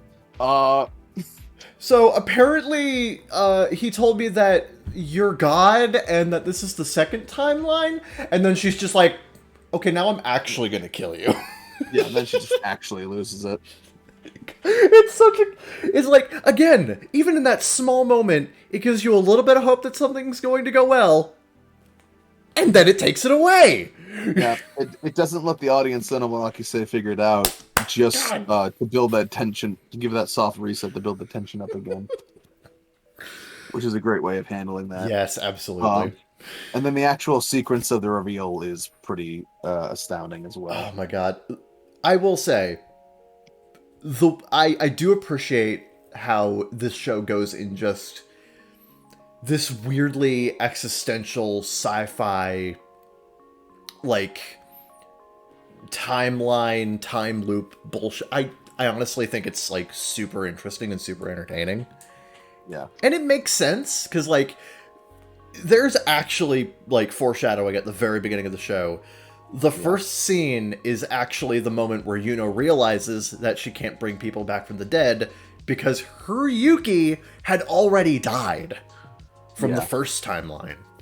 And this is her trying to, correct things in the second timeline where she kills herself and takes her own place. I also want to point out that First World Yuki and Yuno literally did what they faked out doing in the Hunger Games, which is really funny. They pulled a Hunger Games, and it did not work. It didn't work. It's the best part. It's so good. Bitch, you thought. Maybe if she actually went through with the killing herself, but then the universe would probably be destroyed, so probably better for us that she didn't. Yeah. See, that's the ultimate moral here, is that, like, you need Yuno. You need to just deal with her, because otherwise the universe is gone. That is something I love about the show, is that Yuno is a load-bearing person. she's the load-bearing psychopath. Exactly.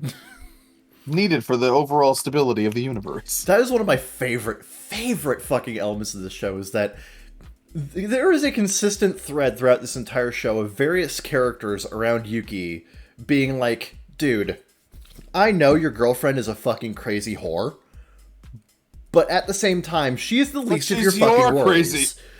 But she's your crazy bitch. Literally, one of my favorite moments is like near the end of the show where like Yuno's trying to like attack him and like telling him to go away. It's like, why are you doing this? Because I love you, you crazy bitch. Yeah, it's great. I appreciate. Well, really, she really just sums up their relationship near the end, where she's like, I needed someone who wouldn't leave me, and you needed someone who could protect you. And then you realize that despite how vastly more insane she is, that the relationship was kind of toxic from the start on both ends. It was, but at the same time, they also needed each other. Yeah. They're kind of perfect for each other in that very, very deranged way. And I can appreciate a show with the balls to say, you know what, sometimes toxic relationships are good. In this incredibly specific instance, the toxic relationship was okay. Sometimes you can be uber compatible, like mutually beneficially toxic, and I'm like, yeah, I think that's a thing that happens. Kinda, sorta, yeah. Maybe not like this, but don't let Zoomers watch this show. Yeah, please don't. It's such a fascinating wrinkle to the character writing in that, like, neither Yuki nor Yuno are entirely, they are not good people. They're not. Let's be honest, though, the situation brings out the worst in everyone. They do. But then again, to even be considered for the position, you kind of needed to be a little fucked up in the first place. Yeah. So another moment I realized I loved was when before the whole murdering his mom thing. Sure. When Yuki was trying to reconcile with his dad and get his mom and dad back together, fucking Uryu was like, dude, I'm a fucking terrorist, and even I can tell that your relationship, you're bad at this. Like, you are horrible at relationships. Yeah. Oh yeah. It's just such a fucking great moment. Uryu's also a great character, by the way. She is so fun. She is oddly both one of the most insane, but also one of the most grounded people in this game. Because she understands how fucked the world can be. And she kind of pushes Yuki and Yuno to be a little bit better for each other. Yeah. Because it's a weird mentorship she has with Yuki. A bit, but at the same time, I love it. Yeah. Again, sometimes toxic relationships are good. Dude, she fucking marries a police officer at the end and has children. Know, right? Despite her better wishes, you know. Yeah, but it works out. It just goes to show deep down, you know, no matter how violent, every woman wants to be a trad wife.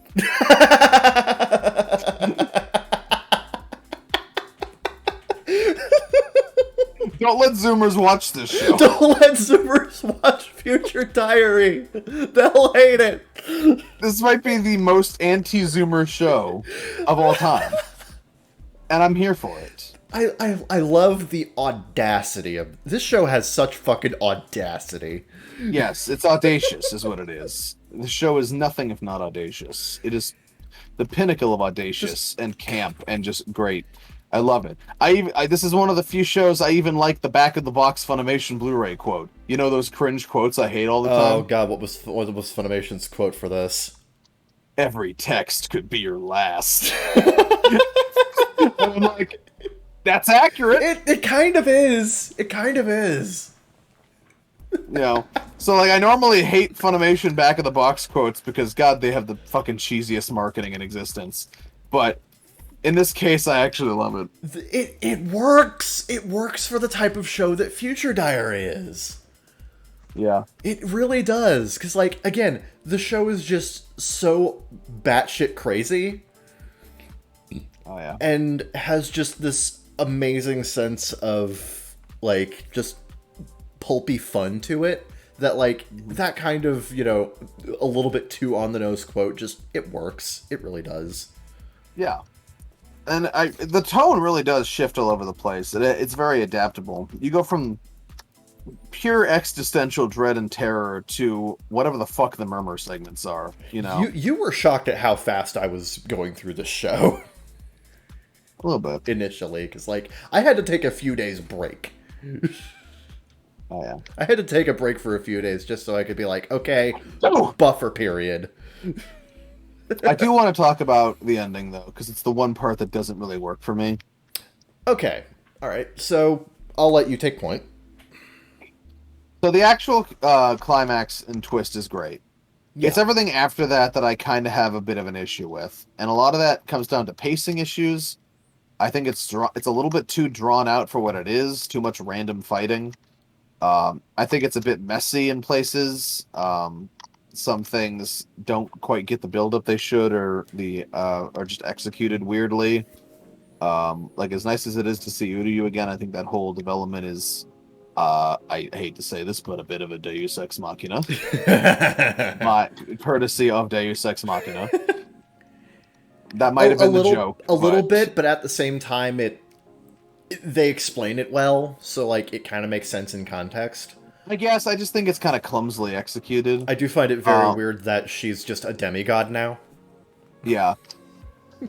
Yeah, and the show introduces a lot in its last like 3 or 4 episodes. If you can real quick though, I do also like the fact that like by the end you realize that the game is actually a matter of Deus, Murmur, and Yuno trying to undercut each other at every turn. Yeah. There's a game it's like a game within a game. It's so good. Yeah. But like the thematic conclusion I like. There's good stuff in the last few episodes. I like the dream sequence with his parents. Yes. I like his reconciliation with Yuno, as weird as it is. But it does get a little strange, the whole thing. So she essentially ends it by stabbing herself and he becomes God. there's kind of two endings. There's the TV ending, and then there's the redial ending. The Yes. TV ending is very bittersweet, because he becomes god of the second world, but second Yuno is dead. So he just kind of sits in the abyss for a while, and it's only implied that after like maybe 10,000 years, he finally gets over it enough to actually, do god things. Yeah, there is a weird element where it's like he recognizes that the Yuno of his timeline is dead, and that the Yuno that he has been dating, has been with the entire time, is a different Yuno. So he tries to protect the Yuno of the third timeline, because it's like this is the real girl. And then in the redial OVA, third timeline sort of inherits the memories of second timeline through the Akashic records, which is just kind of an element brought out of nowhere. Yeah. And it just kind of feels like the author went, fuck it, happy ending. It's also didn't really think it through too much, and it's not clearly explained. What exactly the Akashic records are, or how they function. Well, I mean, that's its own concept, not Yeah. something the show invented. That's like from Yeah, but lore and stuff. Yeah. I get it. It's just the show itself didn't really establish these things. Yeah.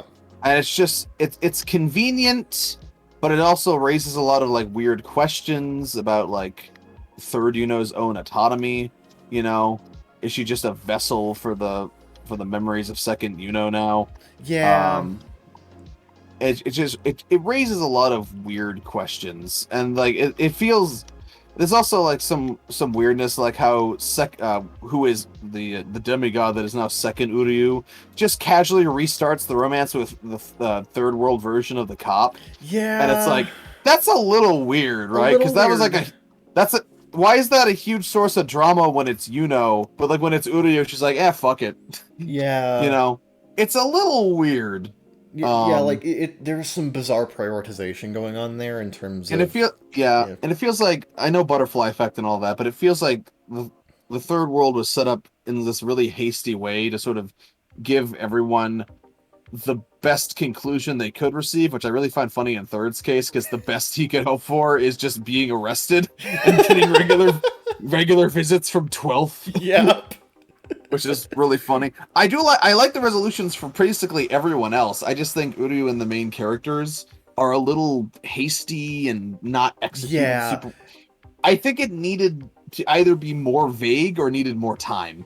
Ultimately, the choice between which ending you prefer is down to, do you prefer the ending where Yuki becomes God but is stuck alone for tens and thousands of years before maybe possibly getting visited by a version of Yuno, but we don't know which one?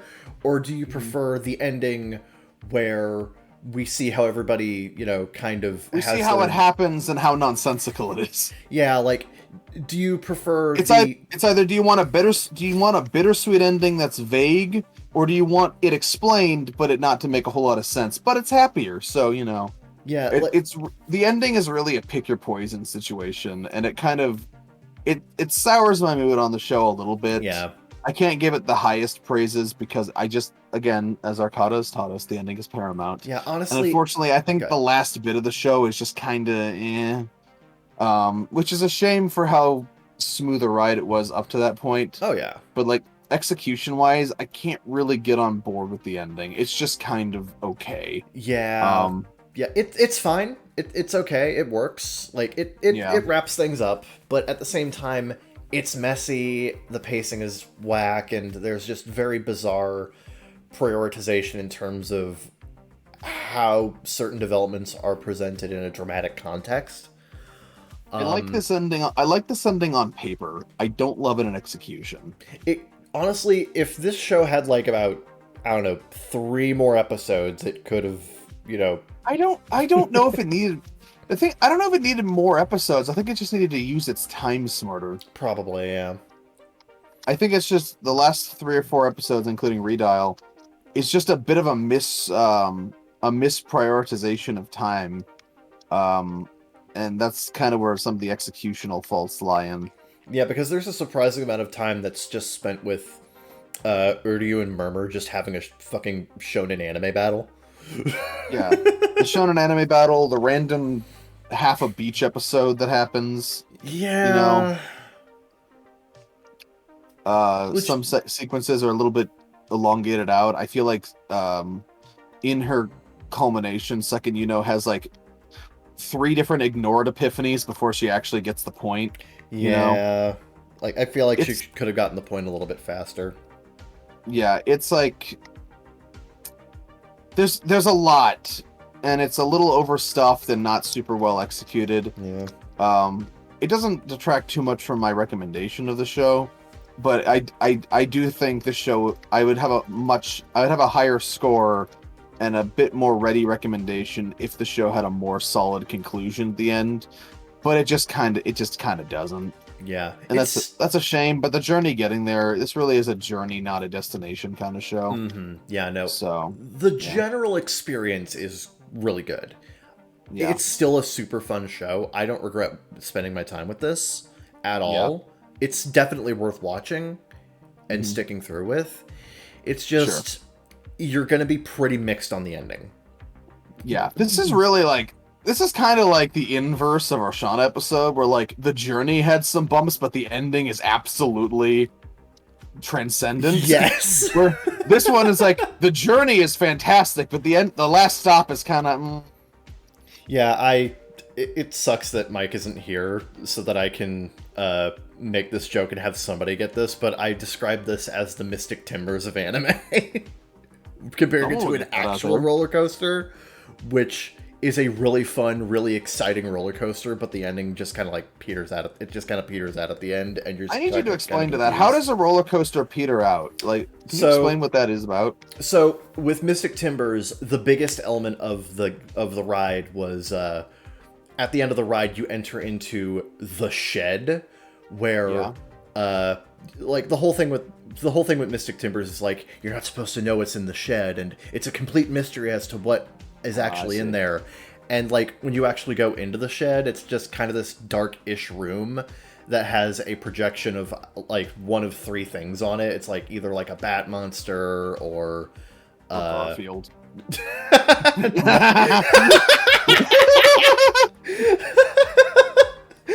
That would actually make the dark room a lot better. But no, the ending of the ride is like this dark room segment that like isn't terribly exciting. It's not really scary. It's just kind of whatever, and it kind of makes the rest of the ride, which was really exciting up to that point, just kind of lose a lot of steam at the end. I see. So you're just kind of confused by the last part of it. It's still a ride worth going on. It's just beware, the end of it kind of sucks. which is honestly kind of what's going on with Future Diary, where the ending is kind of a mess, but getting there is so fun. Yeah. Now I'm just thinking about Shauna's ending again, and I kind of want to roll up in a ball and cry. It's such a good ending, though. It's so beautiful. It's beautiful. It's so perfect. It's transcendent. It gave me pads. It gave me post-anime depression. Yeah. Future Diary does not give you post-anime depression. It does not. Future Diary is just kind of like, well, that's over. Yeah, I was like, well, that was an interesting experience. Moving on. Yep. Meanwhile, at the end of Shauna, you're just like, they're so perfect. Yep. Not to compare these completely unrelated shows, but no. It's just it's just the that only one connection being they're both covered on this podcast. Also, they both got Josh Grill, I guess. I don't know. True. Or Greeley. God damn it, I did it again. Yeah, no. I'm sorry, Josh. I know that annoys you because I watched the commentary for Greeley. season 2, episode 1. Yeah. Greeley. Really? No, yeah, I guessed that. I was calling them wrong for a decade. I'm sorry. I had a shitload of fun with Future Diary. I really liked it. Oh yeah. But that's our thoughts on Future Diary. The Future Diary. Ah, yes. Yep. So we're going to turn it over back to us, and also Sheridan, who will return miraculously to read some Reddit dives. You'll never guess what this woman does with a stick of butter. Foreshadowing. That's a nice hook. Foreshadowing. Hook, right? Yeah, you'll never guess what this woman does with butter. Anyway, see you in the third segment.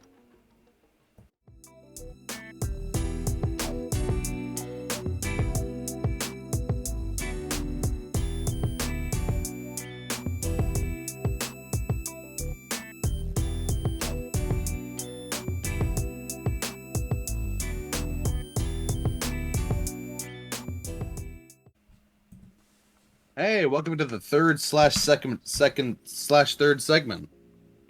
What's up? It's us. We didn't go anywhere. We're still here. Yep. You're still on the video. You're still on the video. Still if you meant to click off, you failed. Yep. It's still the Bakagaijin with those three thoughts, you know. Now you're trapped here until the end of this segment. You're locked in. Pay no attention to the pause button. Don't pay. That doesn't matter. You're here now, and that's the thing. It's time for a Reddit dive. Yes, finally. What have we been waiting for this entire time? Clearly. Da-da-da-da-da-da-da. This is where we go on Reddit and we find some interesting posts. Or just sad ones. Yeah. Yep. I mean, it can be interesting and sad. All right. Let's see here. Let's find some things. Am I the asshole for making noise in the gym? Ah! Ah! Maybe. I, 26 male, came back to my suburban hometown for the holidays and signed up for a gym membership at the local Planet Fitness to tide me over while I was he away set from off the home. lunk alarm. Oh. I've been going to the gym for 5 years now, and I think I'm familiar with typical gym etiquette, but maybe I'm off. Today I was doing chest flies on the cable machine at a fairly heavy weight for me. At the end of the set, as usual, I'd stop, let go of one side near the pulley, then aim to let go of the other somewhat near the other pulley, as the other pulley would pull me after letting go of one side. Given this was the cable machines, it made a decent amount of noise at the end of every set when I let go, but I wasn't making noise in between reps, and it's not like I was letting go from full extension.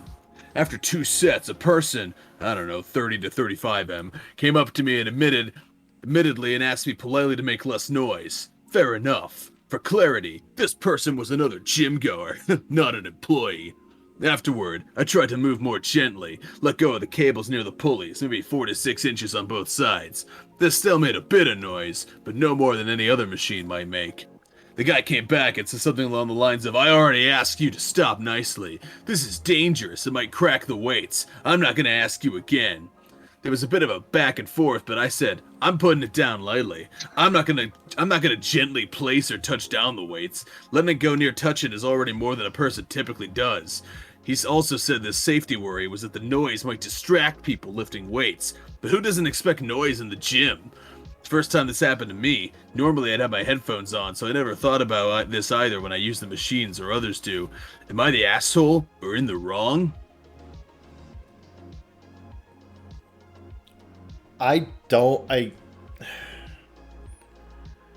wanna know what top comment thinks, Steph? Sure, because I have no fucking idea. Top comment says, you're the asshole. If you need to slam weights down instead of placing them gently, they're too heavy for you. Probably true. That's probably true, yeah. Kevin, he's gotta push his limits! Push your limits safely Go in even ways that further don't... beyond! This is to go even further beyond! Clang, clang, clang, clang.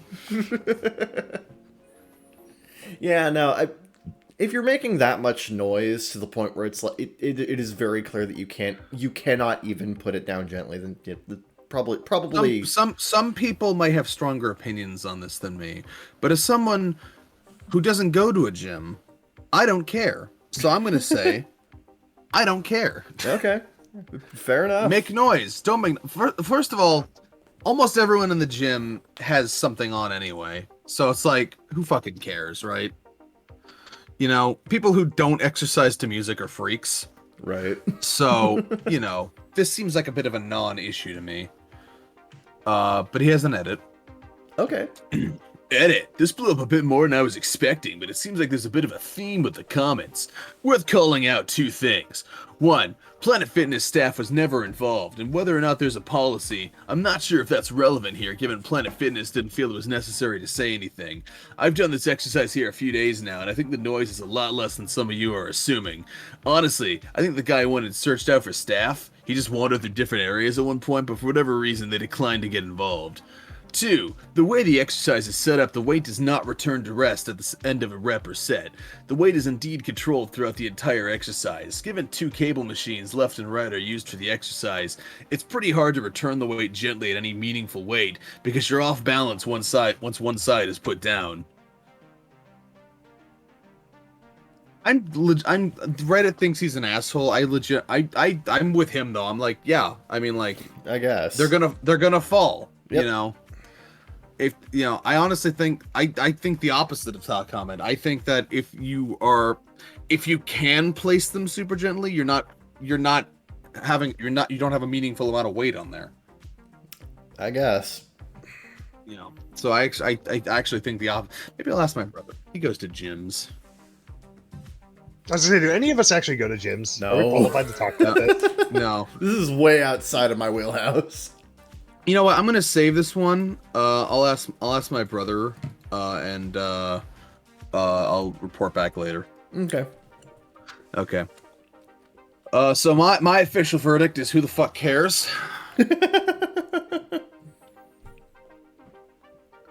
And let's just move on. Let's just fucking enough of that, honestly. Okay. All right.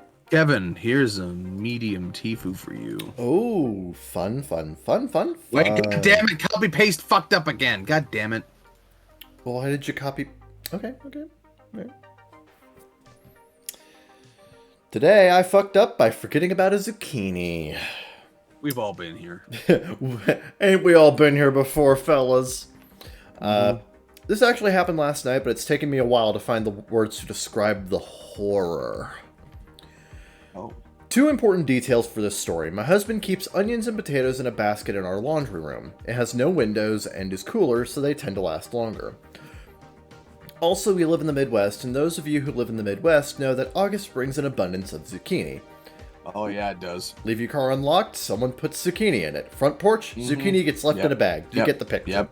Yep, very common occurrence. Just like, hey, free zucchini! Yep. Sorry, I had to take a drink of water there. Last night I go to do a load of laundry. I'm on medicine that makes me dizzy sometimes, and of course a dizzy spell hits. I grab onto a spare chair we keep next to the washing machine, which happens to be where the basket of potatoes and onions sits. When I grab the chair, I set it off kilter and knocked the basket sideways. No big deal, right? Except I also knocked over what looked to be a sealed bag of some sort that had slid behind the basket. I had a half second to wonder what it was before I heard the slosh of liquid, and about a full second before the bag split open and I was drenched with what I can best describe as a putrid brown and yellow sludge that smelled like a combination of dirt, death, and the inside of Satan's butthole. Reader... Why do you know what that smells like? Reader... OP, tell us.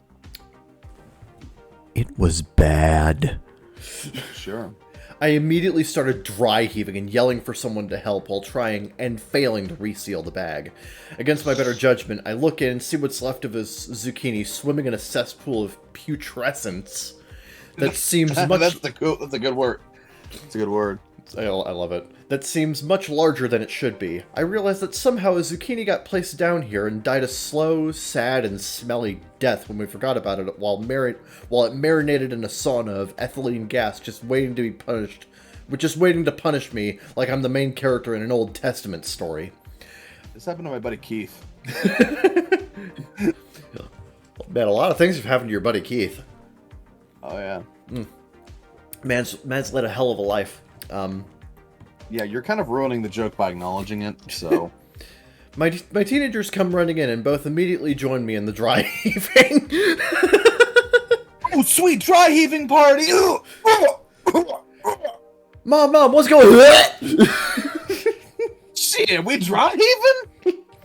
My youngest runs away. My oldest apparently wants to stay in the will and ran to get me 2 KN95 masks so we can at least begin cleaning.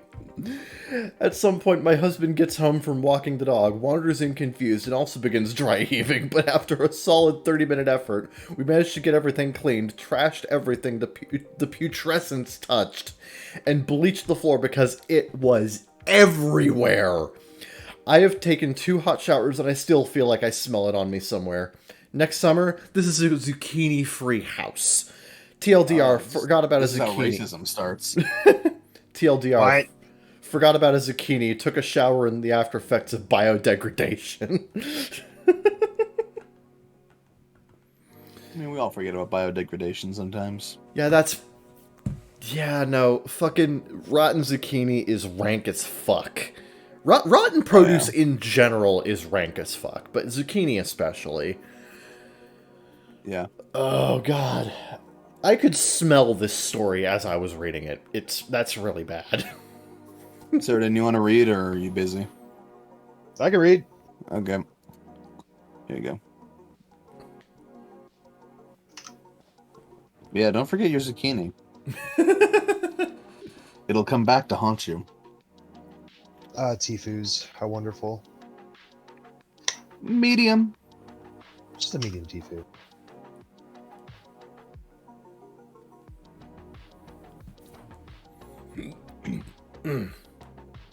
Okay. Today I fucked up by being curious and sticking my head in the banister. Oh, no. Did you, like, wall clip into it? What? Are you 5? Okay.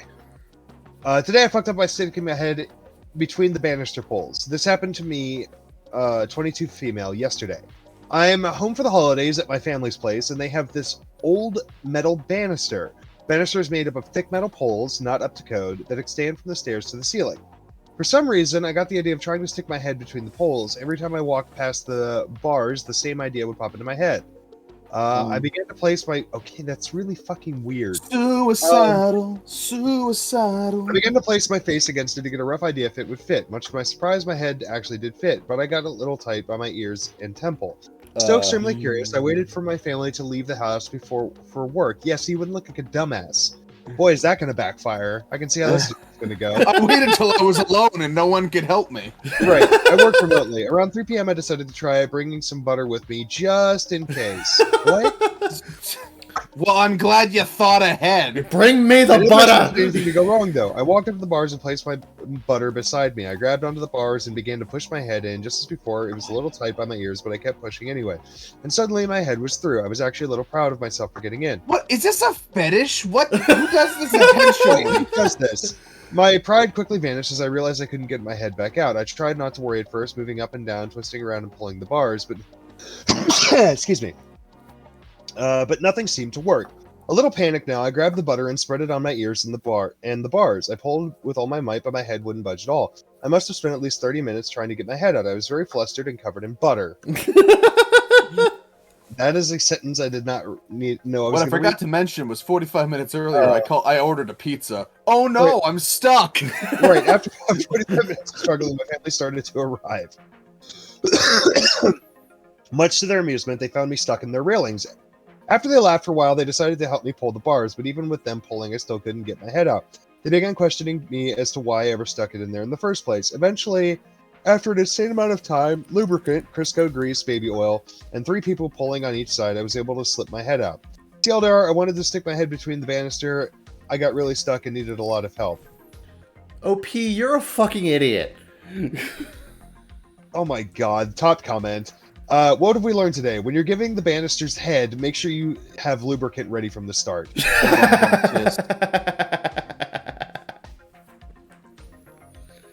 Oh, God. What are you doing, step banister? Oh my god. Fuck. What the fuck compels a person to do that stupid shit? I fucking hate intrusive thoughts. but I can say that I've never had the compulsion to stick my fucking head between banister poles. Yeah. I am very, very confident that it has never happened to me before because I'm smarter than that. God. Oh, yeah. Yeah, none of that. Why did you have that compulsion every time you walked by? I'm telling you, it's got to be some kind of repressed fetish. Maybe. Trust me, I'm an expert in these things. I got nothing. No. You're a dumb cunt, and you shouldn't have done that.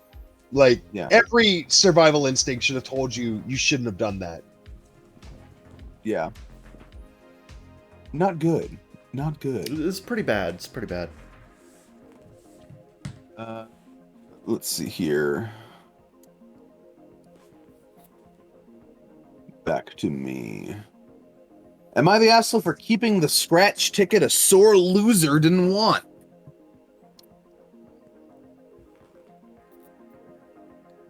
Well, am I?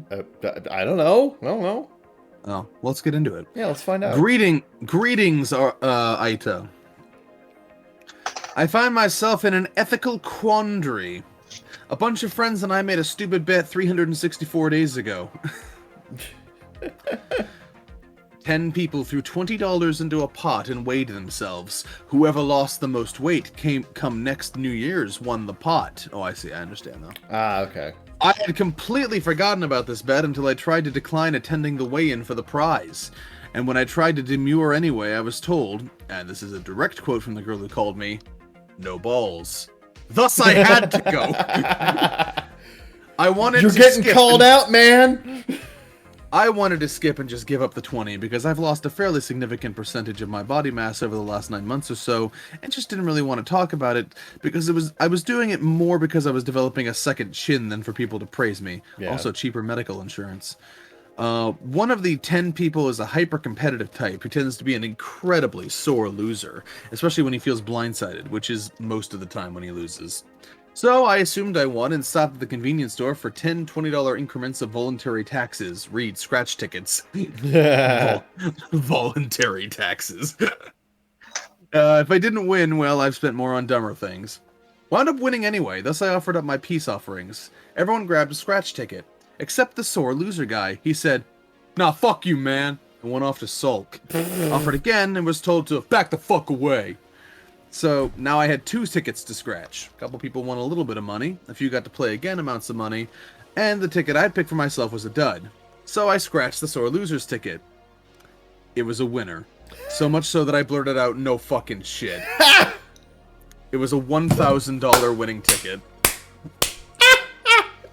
People got curious and started ribbing the sore loser absolutely mercilessly about being an idiot. Yeah. Several people said I should give him the ticket because that's a lot of money, and it was for him, even if he was being a crybaby. He shot me down twice when I offered, and I know for a fact if our roles were reversed, he would have kept it. He would have kept it. Oh yeah. I'm getting enough flack about this and would rather not mention getting a bunch of free money to people I know, seeing as I'm in enough trouble already from the folks who were there about this. "Hey man, can I borrow $100? You just got $1,000. What is the Reddit hive mind's thoughts about this? He turned you down twice and was being a sore bitch about it. You're not the asshole. Not the asshole. You're so not the asshole. No. This is a funny story. This other guy might be the biggest idiot we've had since the Mason Jar guy, or the girl we just literally read about. But not as big of an idiot as the dude who put a rock in his ear. That's true. I think that guy's still top. That guy is still top of the idiot list, if only because it took him 13 fucking years to get it. God, the fucking stone in the ear guy. Jesus Christ. First of all, 13 years. I'm sorry, maybe it's just because I'm the one who found that story, but that's still like my favorite one we've ever read. Yeah, but it's definitely the absolute dumbest. It really is. No, OP's super not the asshole. He gave every opportunity to, like, you know, make it up to this guy, and he turned every opportunity down flat, and he only wanted, and like, dude, you're only okay with it when you know that you got something out of it. Fucking fuck off, asshole, dick. Yeah. It's like you made your bed. Like fucking lie in it, dude. Yeah, not the asshole. Oh God, no. Fucking hate it when people do shit like that. Take a fucking L, man. Fuck. Yeah, take the L. It could sometimes get you $1,000. Yeah. Oops. I don't need your charity. Wait, maybe I do. Maybe I do. Fucking bitch. Let's see here. Let's see here. Sorting through them all. Let's see. Do. Come on. Okay. This one's.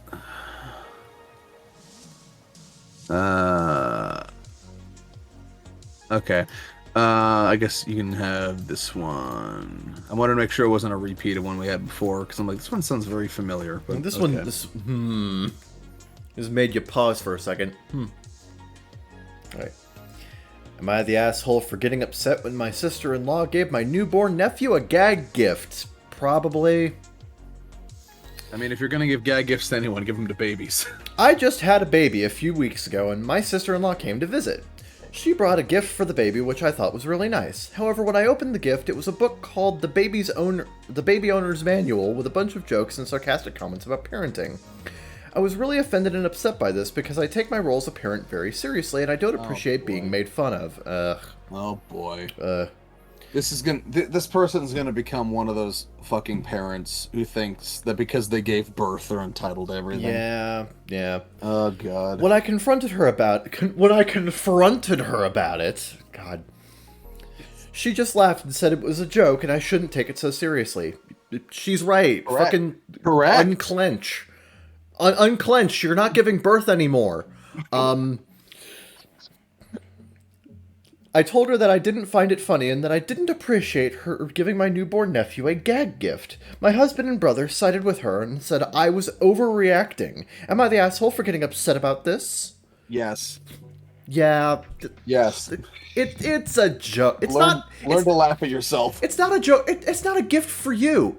Sorry, it's not a gift for her nephew. It's a gift for you, the parent, who should have some fucking self-awareness about their situation. Get off your high horse. Christ. I fucking hate people like this. There is an update. Update.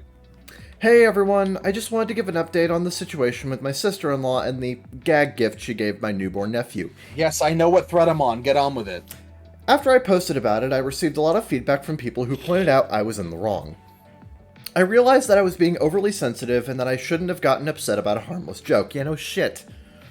My sister-in-law meant no harm and was just trying to be funny, and I shouldn't have taken it so seriously. I apologized to her and my husband and brother for my reaction, and we were able to move past it. I also realized that I need to work on not taking myself so seriously as a new parent. They can learn! They can learn! Parenting is hard and stressful, and it's important to be able to laugh at ourselves and not take everything too seriously. I overreacted and should have just laughed it off. Thanks for the perspective and for helping me to see the error of my ways. You're welcome. You're welcome. I'm glad that. I mean, sure. I'll take responsibility for this. Top comment. I take my role as a parent very seriously. Good luck to you. Yeah, good luck with that.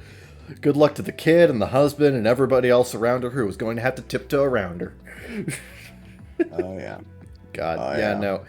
no. When you're a new parent, you cannot. When you are a parent in general, you can't, take yourself so seriously and be like, oh, I'm. You need to have self-awareness about it. Like, yes, you gave birth to life, but at the same time, you're just human. So billions of other people take a seat. Yeah, you're only human. Like, it's not a super special thing. So Maybe it's because I'm not a parent, but I've never understood the idea, being a parent suddenly entitles you to be a dick about everything in your life or to have absolute control over literally everything. I'm like, literally billions of people throughout human history have done this with grace. yeah. And I don't care how difficult it is, but you need to learn to get used to it. Yeah. You don't get to abandon your humanity just to take care of somebody else. Yeah. Yep. Here's one for you. All right. A Tifu. Ooh. Today I fucked up by repeatedly shooting my boss in the head. What? What? Whoa! Whoa! Whoa! Whoa! Whoa! Whoa! Whoa! I hate when that happens, man. I hate when that happens. Yeah, man. Okay. Whoa. What? Isn't there a Ben Stiller movie about this? If not, there should be. This happened a few days ago. Went paintballing. Okay, it was paintballing. Okay. Went paintballing with my office colleague. Damn, I was hoping he was checking for friendly fire. When paintballing, I hoped he was Dick Cheneying it. So my boss took me out hunting. Everybody else at the gun range.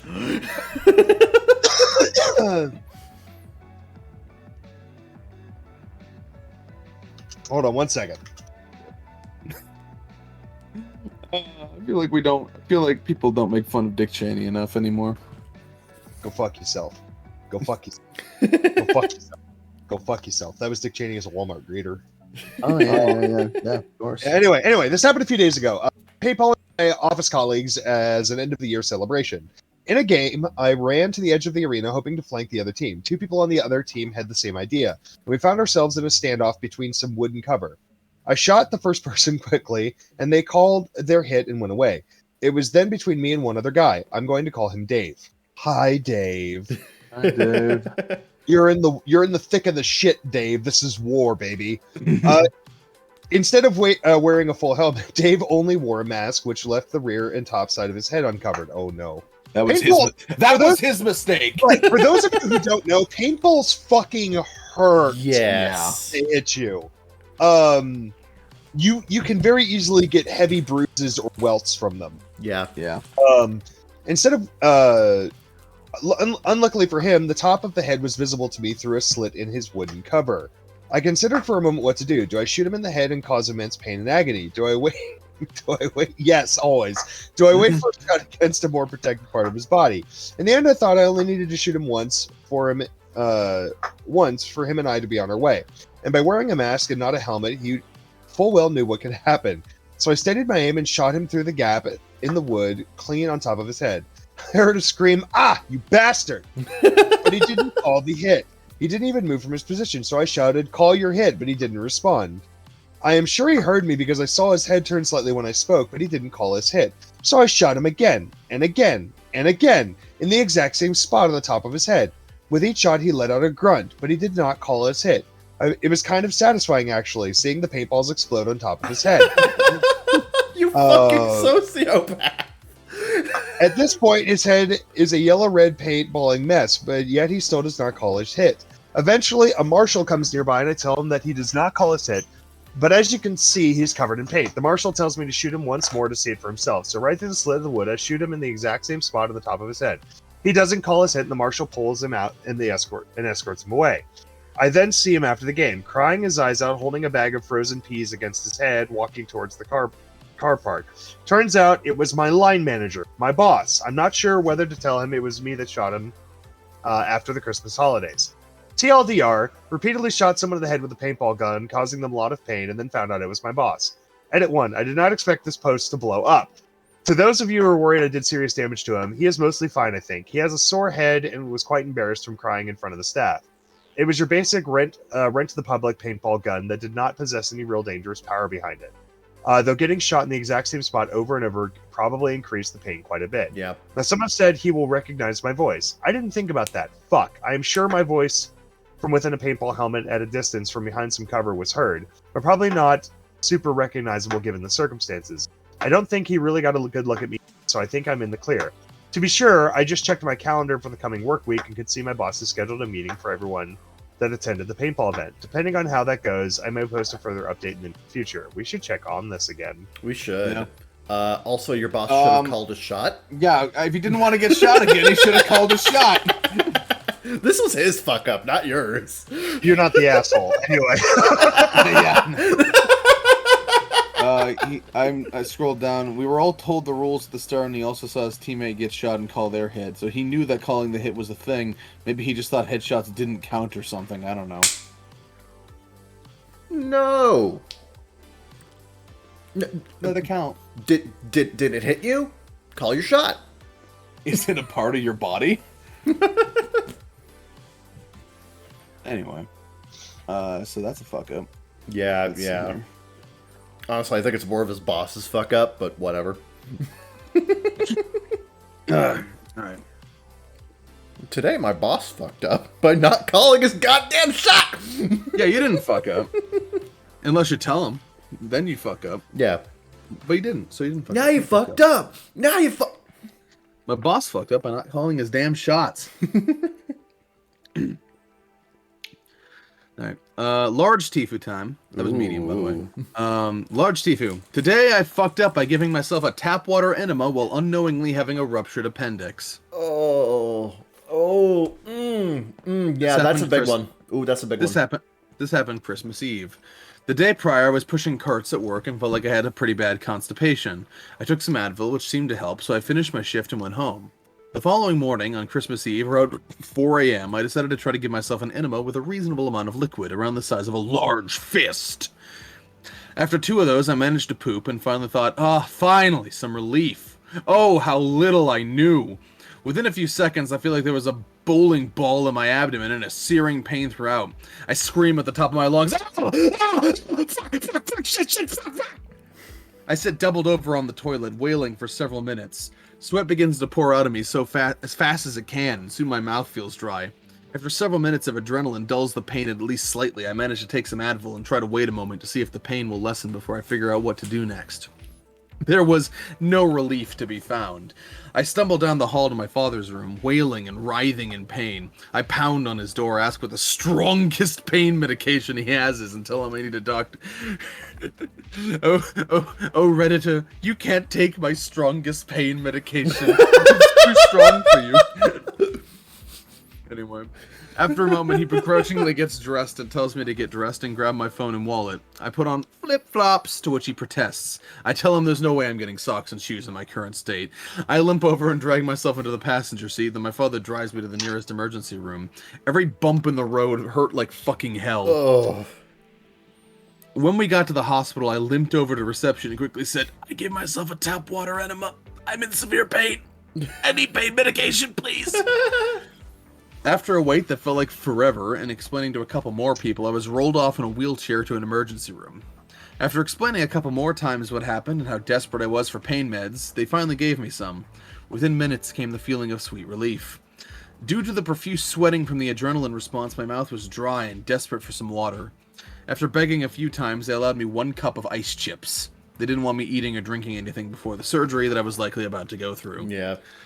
After a CT scan, they confirmed that I had appendicitis. I was given an appendectomy that went smoothly. A few things that people don't often mention about appendectomy. I'm normally a side sleeper, but I had to become a back sleeper when my stomach healed. Again, hospital beds are impossible to get out of by yourself, and I needed to get up to shit every couple hours. Yeah. There was a large nearby comfy chair. I stacked 4 pillows on that so I could sleep in the reclined position and get up on my own. The next thing I want to talk about is the gas. 1 second. When a appendectomy is performed, they inflate your abdomen with nitrogen so they can see it better. The thing is, a lot of that gas ends up stuck inside when they're done, and it'll need to leave somehow. Yeah. So it gets absorbed by the body and passed as gas. For the next 3 or 4 days, every couple hours, I had to get up to shit. The sound that followed sounds like the brass section of an orchestra totally blown out. Jesus Christ. Every couple hours. I was in the hospital in a recovery room for 4 days. Every 8 hours, I was scheduled Tylenol. Every 4 hours, I was allowed to request oxycodone. Yeah, that's what you said. Yeah, oxycodone. I took full advantage of it. The pain was almost as bad as before I went to the hospital.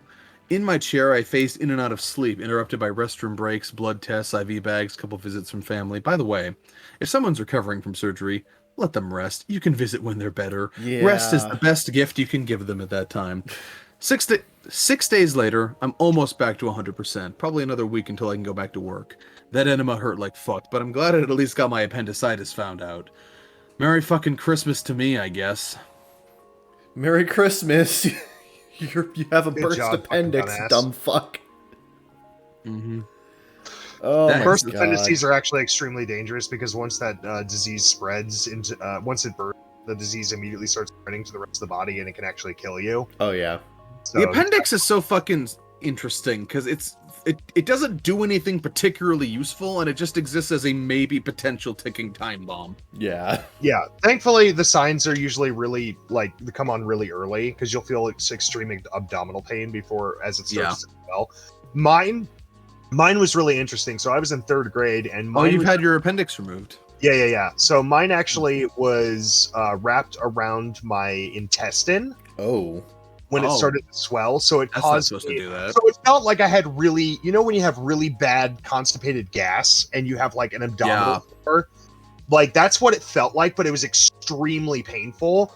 So after a day or two of that, my parents took me to the hospital, and they realized that, oh yeah, your appendix is starting to swell and it's constricting your intestines, which is why A, you're constipated, and B, you feel that pain. They actually caught it early with me. My cousin had it removed, and the thing literally burst in the surgeon's hand. It was that close. Yeah. Yikes. So appendices, they're literally just a little ticking time bomb in your gut. Yeah. According all they're to used for is to process really grainy stuff that we don't eat anymore, like heavy grasses and stuff. yeah. We're not cows, so Yeah. Yeah. yeah. According to WebMD, great source, but whatever. About 1 in 20 people will get appendicitis at some point in their lives. Yeah. But I've actually had mine removed. I had it removed in. So, funnily enough, when I actually got released from a funny anecdote, when I got released from the hospital finally, and sent to go home, the first thing I did was go over to my friend's house across the street.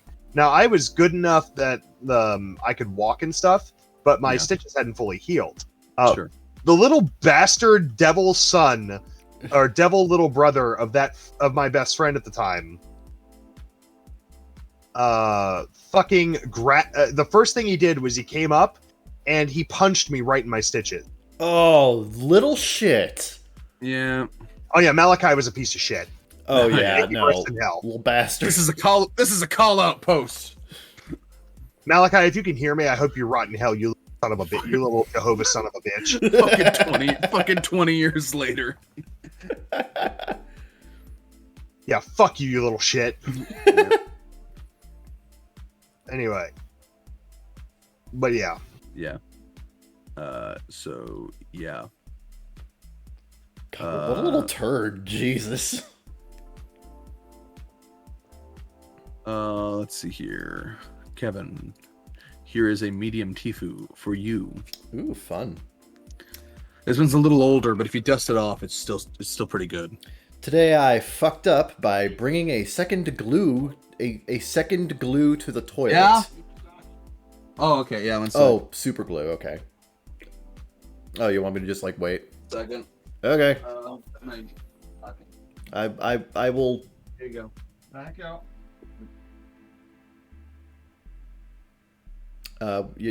We good? You good? I'm back. We good?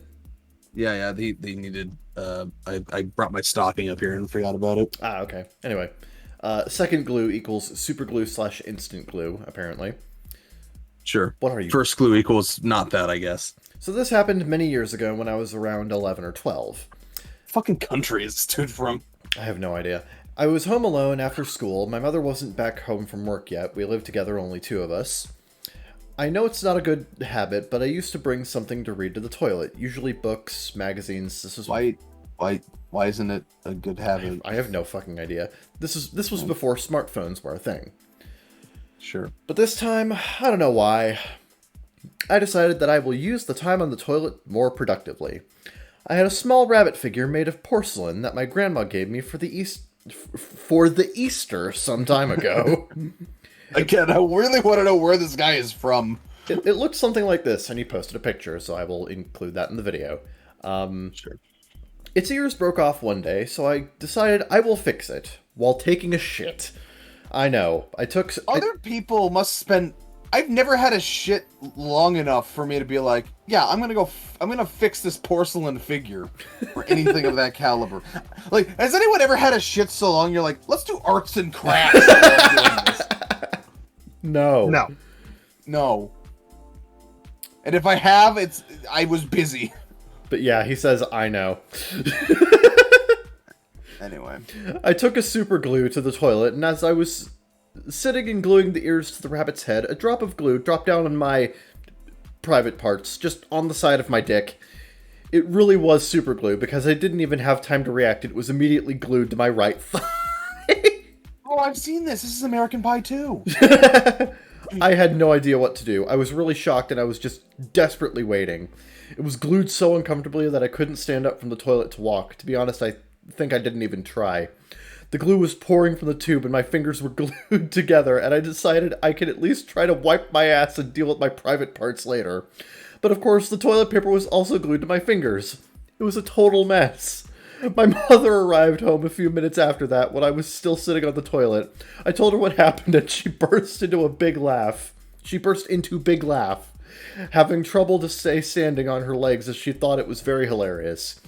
She then brought some alcohol makeup remover or something like that, and helped me dissolve the glue. All the time she was grinning and telling me what a stupid, fucked up idea that was. Now when I think of it, I could unglue it by myself. I don't know why she was doing it, but I didn't find it very weird back then. Yeah, your mom was ungluing your dick from your thigh. Yeah. Of course, I was very ashamed by this awkward situation, so thank the gods I didn't get a spontaneous erection. Because that would be very painful when my dick was still attached to my thigh. Happy face. Sure. To this day, this story is brought up on family reunions and it is very popular. By the way, both the rabbit and my dick are fine, although the chemicals left a small stain on my skin. TLDR, I tried to fix a broken porcelain figure with superglue while taking a shit, glued my penis to my thigh, and had a pretty awkward time when my mother helped me unglue it. Oh, English is not their first language, apparently. Oh yes, they explain in the comments. Germans, he means superglue. Germans say Sekundenblur. This means word for translated second glue. Okay. Yeah. It means glue that works in a second, apparently. Love. Oh, German. Love second top comment. Wait, I can't get beyond second glue. What happened with the first glue? Yeah, so apparently it's a German phrase that means glue that works in a second. Yeah, a lot of the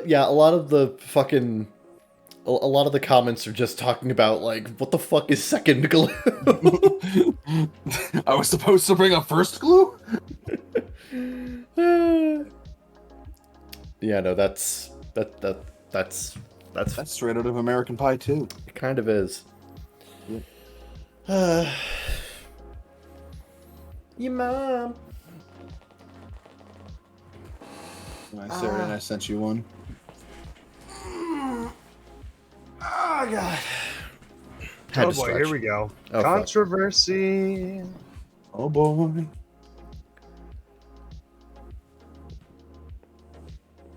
Do tell. Yeah, I'd like to know.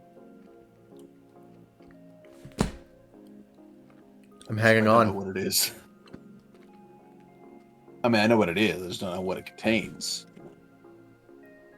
Oh, it's taking a second to load. Oh, okay. Yeah, it does that.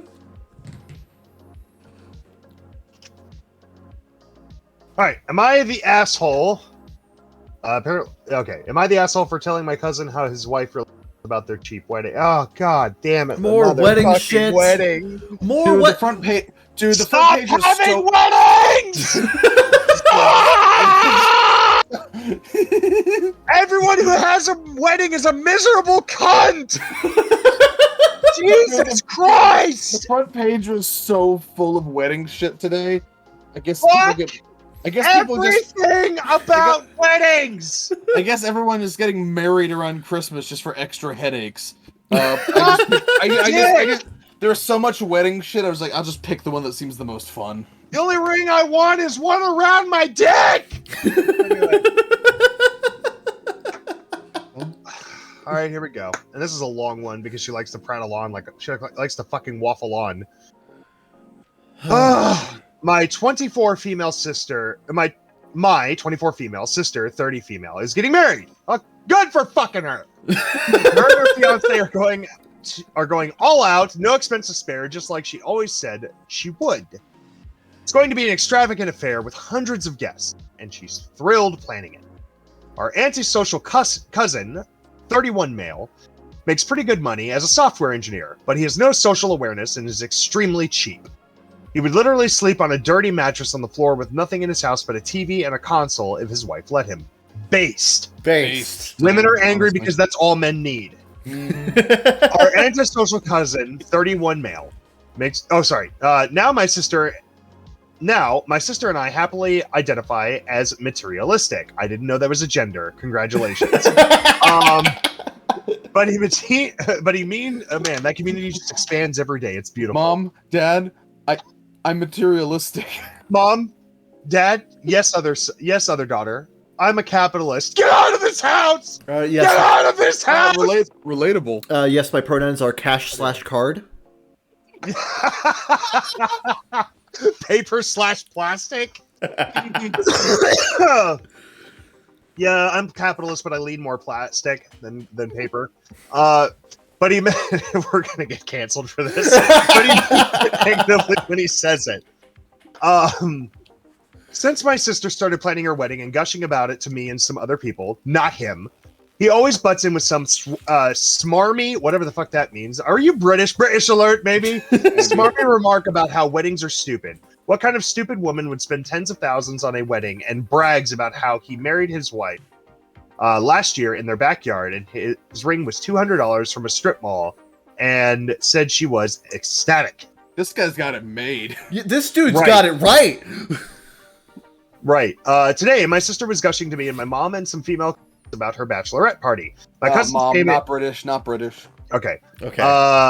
My cousin came in and interrupted to brag that his wife never had a bachelorette party and would never want one because they're a waste of money, and she's so much more practical and less materialistic than most women. I decided to let him know how his wife really feels since she complains to us all the time about him and his cheap habits. I told him about what actually happened on their wedding day. Hours before the ceremony, when my sister and I and our cousins were helping his bride get ready at their house, she went in the backyard and saw their cheap, checkered white and red plastic barbecue tables and burst into tears.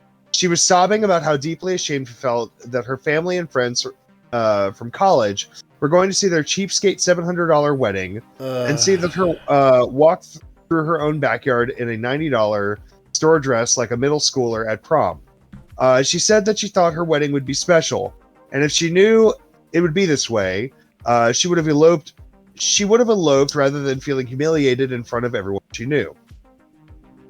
They had to redo her makeup. They had to redo her makeup after her crying. So she's just as materialistic as normal people are. Why does he think she told people not to take pictures on their wedding day?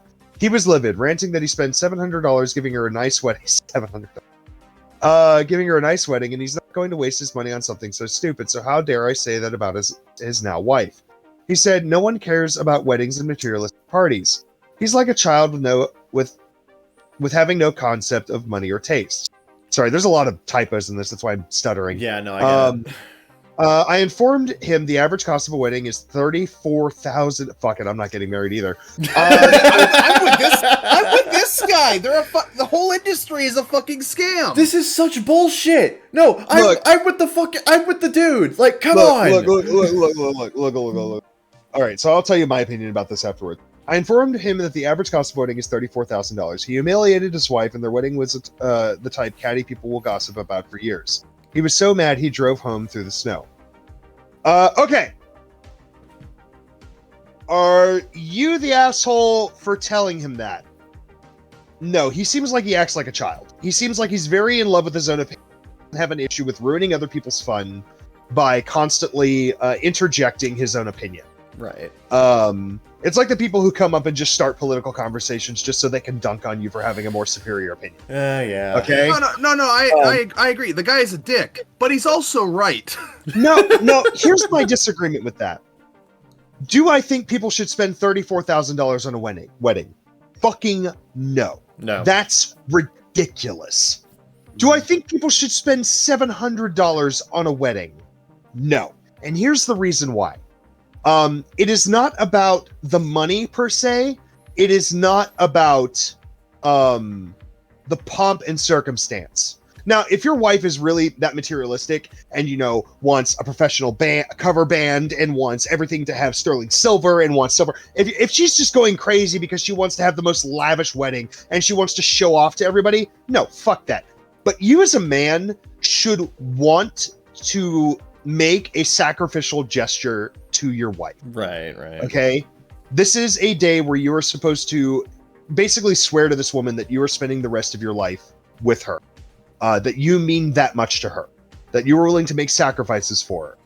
If you're going to cheap out and create an experience that is rather pedestrian and not special in any way, I disagree with that. Because I think it's a disservice to the person that you are then going to promise, yeah, I'll spend the rest of my life with you, but I don't want to spend money on you. Is basically the message you're giving. Well, here's the thing. I get where you're coming from, but $700 is paltry. Sure, but if he's a software engineer and he can afford to sacrifice more, he should want to do that for her. Sure. I think he's a shitty husband too. Sure, but to me it just sounds like they're incompatible. I think the best price for a wedding is whatever you can both agree upon. It's whatever you feel like doing. Yeah, I agree. Yeah, that's another element. It feels like they're just I don't think he's a dick for how he expresses his views. I don't think he's a dick for having his views. I think he's right. I think he's fucking right, but he's clearly incompatible with his wife. Yeah, I also did notice that there was a distinct lack of communication between between the husband and wife here. Yeah. Well, Reddit. Okay, so back to OP though. Reddit says everyone sucks here. Top comment: you threw your cousin's wife under the bus just to twist the knife and punish your cousin, and you're the kind of catty person who's still gossiping about his wedding years later. Yeah. Your cousin needs to butt out and quit griping about business that isn't his. You both sound awful, and that's about where I'm at. Everyone here sounds awful for various reasons. Everyone's just being a terrible person here for a variety of different reasons. Mm-hmm. No one's communicating with each other. No one is, considering another person's personal stance or how they would rather, Everybody here is bitchy and catty, regardless of whether they're right about their views on the wedding industry or not. Yeah. Everyone's just acting like a douche and trying to make everyone else feel bad. Yeah, that's not good. Yeah, I was going for the everybody. Yeah, the primary motivation for everyone in this story is making someone else feel bad. So yes, everyone sucks here. Yep. I can agree there. Just a bad time. Mm-hmm. Well, it's kind of like, how else do you kind of here's my thing. My question is, yes, did he throw his wife under the bus? But how else do you deal with an individual like that? I just don't think you need to stir the shit pot. Well, but then you're just basically you're not confronting him in any meaningful way, so you're just enabling him to continue doing this for one day, and then the wedding's over. I don't know. I feel like I would have been. It just seems like here's my thing. I don't think his hangups are just about weddings. She says he's a cheapskate. So sure. Anytime it seems like this has been I'm just guessing. Yeah. Like I said, he's incompatible with his wife, but is that but he's also incompatible with other people. Because it seems like he's very, very highly opinionated and doesn't have an issue with sharing that opinion at the worst possible time to ruin other people's fun. I don't know whether or not this is a consistent issue with him, but I'm going to guess that it's a consistent character trait, and they're probably tired of his shit and don't want to put up with it on such an important day. Right. And they're just but because that day is important, is it the day to make a scene about it? I guess that's a good point. Yeah. I'm not saying, I don't know. I'm not I was saying dealing... don't confront him ever about it. I'm just saying this was probably not the time. Oh yeah. And yeah, but do you want the day ruined by somebody who's constantly prattling on like that? That's the thing. Okay, well, with this specific group of people, I feel like the day had no chance of being good. That's another good point. Whether she brought it up or whether she made a scene or didn't, he was gonna make a scene. Someone was gonna. There was no winning here. I don't think there was winning here. There's a lot of baggage here. Yep. I don't think there's a good answer to this conundrum. I just think everyone sucks. Yeah, everyone sucks here. Yeah. I mean, I kind of agree, but at the same time, it's like I'm not exactly sure would be right. Yeah. Well, I think we're just it makes sense to search for that sort of optimal. Well, if it were me, how would I handle this situation? First of all, I wouldn't let myself get in this situation. But if I was in this situation, I'm not sure I'd have a better answer. But I would be part of the problem if I was in this situation. You know, to get in this situation, you already had to have fucked up somewhere. Anyway. Okay, this one may or may not be fake, but it seems like it would be interesting. So I'm gonna end off on this one. It's a large Tifu. Okay. Today I fucked up by creating a sex cult and getting tossed into the back of an FBI van. What the hell? So this didn't happen today. I hope Oh, not. this is fascinating. Didn't happen today. Still a story worth telling. So, long backstory turned short. I am schizoaffective, and an acid trip once put me in a psychotic state for 6 years. In short, I came to believe the CIA had recruited me covertly for a mission. The mission in question, the official title I believed I had was Messiah Candidate. I thought I was to become famous with my writing, juggling, and performance art, so I could awaken humanity from a deep slumber devoid of wisdom. This is not real. No. Also, no. I thought I was a cop. It was a weird 6 years, I'll tell you that. Over those peculiar synchronous years where every moment felt like God was parting the Red Sea for me, I joined a cult that was posing as an environmental nonprofit before becoming homeless for 3 years, as I traveled to the far ends of America on the whims of strange experiences with technology to see what it really was. All of this was training in my addled mind. But the mission I came to believe I was accomplishing was creating a sex cult. In reality, I was making an educational project to teach philosophy, spirituality, and mental health skills to incels, neets, and porn addicts here on Reddit, while simultaneously creating honeypots. Basically, I wrote inspirational shitposts in the character of a deranged cult leader, and then attracted attention to my writing by trolling at an atomic level, saying the most fucked up things imaginable. Here, you deserve a light-handed example. On a post about food. Oh man, my sister makes something that looks just like that. Tastes great. Shame I'll never get to taste her cooking again. The doctors told me she died, and I know that they really took her from me because the government knew our children would be too powerful. If you're a red-blooded American who doesn't like Big Brother sticking his nose in your private business, consider helping us at our cult of crazy crackheads. We're the #1 organization trying to legalize ethical incest in the Western world. Imagine something like that. What that is the fuck is this? Imagine something like What? that, where that is one of the one Look, out of I'm 10. all for ethical incest, but what? What? No, me too. This might not be the way about it. Emo is my favorite anime, and it kind of polluted my brain. All right. No, I get it. No, me too. I'm just saying, there's better ways. Imagine something like that, where that is like a 1 out of 10 of the fucked up scale randomly shotgunned onto the post I felt like the CIA was putting in front of my feed. I felt the whole cosmos depended on me, while I was writing furiously for days at a time in what some of us call the synchronicity slipstream. That led to a consistent trickle of people going down the rabbit hole I created and learning how to self-actualize as my handler and teacher taught me as they did so. While I was objectively successful in my teaching, I was impulsively pushing boundaries to make the people I was trying to help feel they weren't so broken as they might think. But the Illuminati hadn't actually been in my brain. Those years of my insane spiritual odyssey were not orchestrated by creating a Truman Show reality around me and forcing me to make the best choices I could manage to perceive, and so the FBI got involved. I was wondering when the stars would align and I would become famous when I got the V and... I think there was supposed to be another letter there, but whatever. Like in the park, they asked me a few questions. I think he meant Q&A, but whatever. They asked me a few questions before cuffing me and bringing me to the hospital, where I stayed a week and got on my current medication. I still have strange experiences, and I have no clue what was actually going on the whole time, but because these and more experiences opened me up to the conclusion that my heart makes better sense than my brain, I embraced the wisdom of the cornerstone, and try to be the best version of myself as well. I recognize now that what I was doing was offensive and triggering because it creates negative thoughts and emotions, and thus pain and suffering if someone stumbles into it unwillingly. I failed to properly understand how others would interpret what I did, being blindsided by the perceived duty to help humanity that made everything seem like the most rational and effective solution to saving the world. There's a lot to be said about how I feel about all that, but basically I am a fool. I could say that I'm sorry a million times, but the best thing I can do is keep improving so I can be of the most service to my fellow passengers on this planetary vehicle. Be light, raise the vibrations of the garden best I can, resting a better head, and then I woke up just as negentropy does.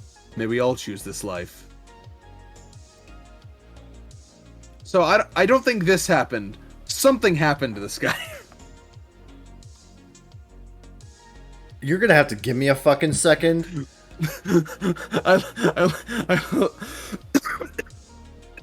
Top comment. The only part of this that's legit is OP being a schizophrenic. I don't know what to I don't know what to I don't know what to make of this. Here is your upvote. What did he say this was? A Tifu? Yeah, it's a large Tifu. Sure. Okay. That happened. I'm sure it did.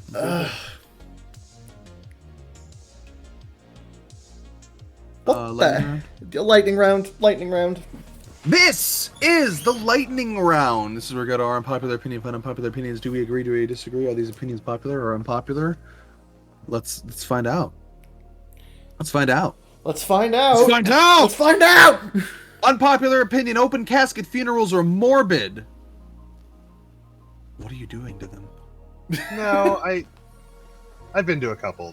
Yeah, I've been to some. Yeah. It's fine. They're fine.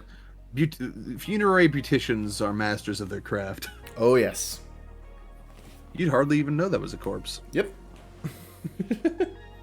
Unless you licked it, then you might find that out. Ugh, 14 layers of makeup. Ugh. He's more makeup than man now. Unpopular opinion: something being made from fabric instead of plastic doesn't make it green. Yeah, probably. Yeah. It totally depends on what the fabric is sourced from. If it's synthetic fabric, then absolutely not, because it's still plastic. LMAO. Yeah, because like at that point it's not biodegradable. Plastic adjacent. It's in the Plasticea family. Popular opinion: if you enjoy or love telling dark humor, you have to be able to take pot shots at yourself. Yeah. Unpopular opinion: bathroom stalls need more privacy. It's why I never pretend to be a good person. People are like, Mike, you're such a nice guy. And I'm like, no, I'm not. I'm a fucking dick. What are you talking about? I'm a professional fuck up. What are you talking about? Bathroom stalls need more privacy. They used to, and then they started cutting corners. Yeah. It's annoying. I'm convinced America is in an arms race to see how fucking short we can make bathroom stall doors. What's the minimum amount of door we can get away with? Unpopular opinion: low-paying jobs aren't easier. Yes, in fact, the inverse, usually. Unpopular opinion: pots and pans are more fun than clean than other dishes. I agree. That's why I do that. Among other reasons.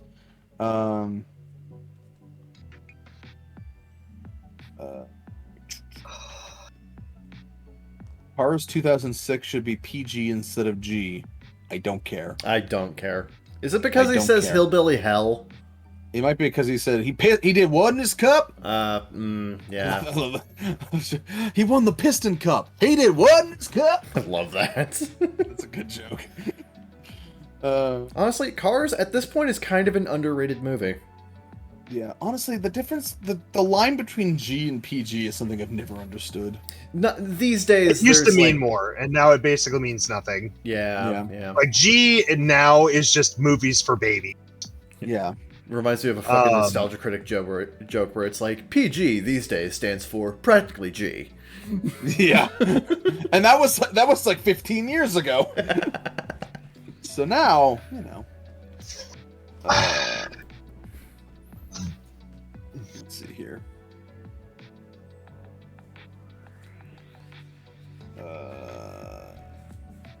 Hell, even G-rated movies used to have more bite. Ever seen Secret of Nim? See Secret of Nim 2.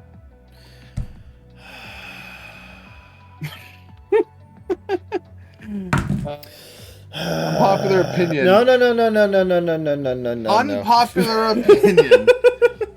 Idris Elba should have been the next 007 and also the first one to rock a mustache. Next 007, I can agree with. Did they pick one? They haven't picked one yet. No, He said should have been like they picked one. No, they haven't picked one yet. Although he is probably out of the running just because he's too old. Yeah. Like Yeah. Bonds is like, it doesn't matter if he's young enough to play this movie. It's whether or not they can keep him for several movies, which may take over a decade. And the problem is that he's too old. Yeah, he's 50. He would look like he's in his 50s. He's probably going to look decrepit as shit by the time they do his final movie. Oh yeah. And so his lifespan in the film franchise would be too young. Because Bond is supposed to be like 30s to 40s. Yeah, when people are making these, Pierce Brosnan was actually considered too old to start when he started. Which is why by the time he does Die Another Day, he's fucking old as shit, and he's basically you can tell they're masking gray hair and wrinkles with makeup. So like when people make these fan casts, they're imagining how old Daniel Craig is now. They need to imagine how old Daniel Craig was way back when. Yeah, and like he was a fucking Norse god back then. The best example. And he was young. The best example is Roger Moore. He started as the oldest Bond actor, and he didn't stop playing the character until he was almost 60. And by his last movie, A View to a Kill, he was really showing his age. And honestly, some of the scenes with his female co-star were a little weird. Yeah, it was like, oh, Grandpa, what are you doing? A little bit. It kind of had that vibe to it.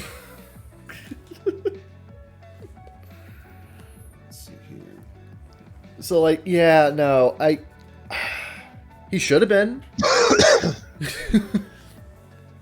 He wasn't, but he certainly should. But yeah, so that's the thing people have to understand is that Bond is not a role that you play one movie in. Bond is a role that you play over like a course of like 10 years. Yeah, the only reason 10 to 15 years. So you have to start when you're like at the latest in your late 30s. Yeah, like people can bring up stuff like, George Lazenby or Timothy Dalton, who did 1 and 2 movies respectively. The only reason George Lazenby stopped doing Bond was because his agent screwed him out of it.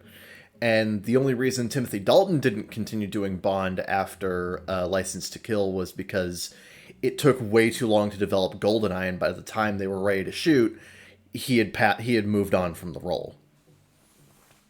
So who would you pick? I have no idea. I honestly have no idea. It's not something that I know Henry Cavill has been in talks, and honestly, now that he's been kicked from The Witcher and from Superman, like it's a good opportunity for him. It would be. He looks the part of a classic Bond. The thing I did not like about Daniel Craig is he doesn't look like Bond. Yeah. At all. Like, none whatsoever. He does not look anything like Bond. Now, everything else about his Bond is fine. Yeah. But he just doesn't look the part. He's too weird looking. Bond is supposed to be like classically handsome, and Craig is very weird handsome. Yeah. Meanwhile, Henry Cavill has like that chiseled appearance that you would expect. Yeah, he's got the classic chiseled appearance. He's got the right hair. He's got all the other stuff. He's even done mock-up things where he's worn like a tuxedo and had his hair slicked back or done in like a Bond style, and he looks the part. And he's British. And he's British, and he's still young enough. Not that has ever been a prerequisite. Yeah. But he is I believe he was being considered, at least by fans, and I think he would make this is a good opportunity for him. Yes, absolutely. Now, dude, if they cast Henry Cavill as James Bond, I'm there day one. Yeah, my vote is for Jimin. BTS. I think it'll be really funny. Get out. I just think it would be funny. It would be funny. It would be funny. Yeah. My second pick is Greta. Stop. I think that would be funnier. fuck out of here. And Yeah. And my third pick is the robot that won Jeopardy. I forget his name. Deep Blue. Deep Blue, yeah. Deep Blue is Bond. That'd be great. Deep Blue is a good Bond film name. So It would. Oh, that is a good Bond film name. see, you're coming around. You're coming around. Unpopular opinion. The phrase "things could always be worse" is bullshit. No, it's not. No, it's things not. could always be worse. It's true. They could be. Yep. I hate unpopular opinion. I hate salad, but I'll gladly eat a bowl of vegetables and croutons until there's dressing on it. So basically, you just hate dressing. Yeah. Just say you hate dressing, man. Why you have to go and make things so complicated? Unpopular opinion. Most people are wrong most of the time. I don't know any way to quantify that. Maybe, probably. I don't know. Okay. Sure. Unpopular opinion. Touch ID is superior to unlock. Touch ID unlock is superior to face unlock. I just don't give other people my phone. Yeah. That's how I solve this. Yep. Unpopular opinion. I hate when people comment RIP under video songs art of artists who passed away. I'm so sorry for you. Yep. Rip your opinion. When it comes to concerts, the music isn't the only thing that matters. Yeah, you know, like the venue matters, the vibes, the people there, the food, the parking lot, I don't know. Yeah, like, the thing with the concert is that it's an experience. You're not just there for the music, you're there for, a combination of things. It's, seeing the live performance, being in the same venue as the performers, the community aspect. There's a lot of elements to a concert that are, a reason to go to a concert. It's not just music. It is an entire thing. Yeah, it's also interacting and engaging with the crowd. Yeah. Yeah, it's also how good a performer they are, I imagine. Someone can make great music and not be a great stage performer. Yeah. Yeah, the reason why I want to go to a Jam Project concert at some point is because they are great fucking performers on top of making awesome music, so... Yeah. Unpopular opinion. People who listen to audiobooks don't retain the subject matter as well as those who read. Do you have a study you want to cite for that? I wouldn't be shocked. I just want you to prove it. Yeah, can we get some studies on this? This sounds like a good scientific thing. Yeah. Unpopular opinion. Peanut M&Ms aren't that good. I like them. They're all right. They're pretty good. I like them. Yeah. Love peanut M&Ms. What the fuck? I think honestly, I think that the older I get, the more I prefer them to normal ones. I agree. I agree though. They got a little bit more going on. Yeah, they got a little bit more texture. They got a little bit more flavor. They actually have less going on, but whatever. What? You're talking about regular M&Ms. They have less going on. No, we're talking about peanut M&Ms. Oh, yeah. I was very confused. I was very confused as well because I thought you guys were like, oh yeah, they got more going on, and I was like, no, they literally have less going on. No, we're all on the same page here. Okay, so if you read what we said instead of listening to the audiobook version, you would have retained it. God damn it! Son of a bitch!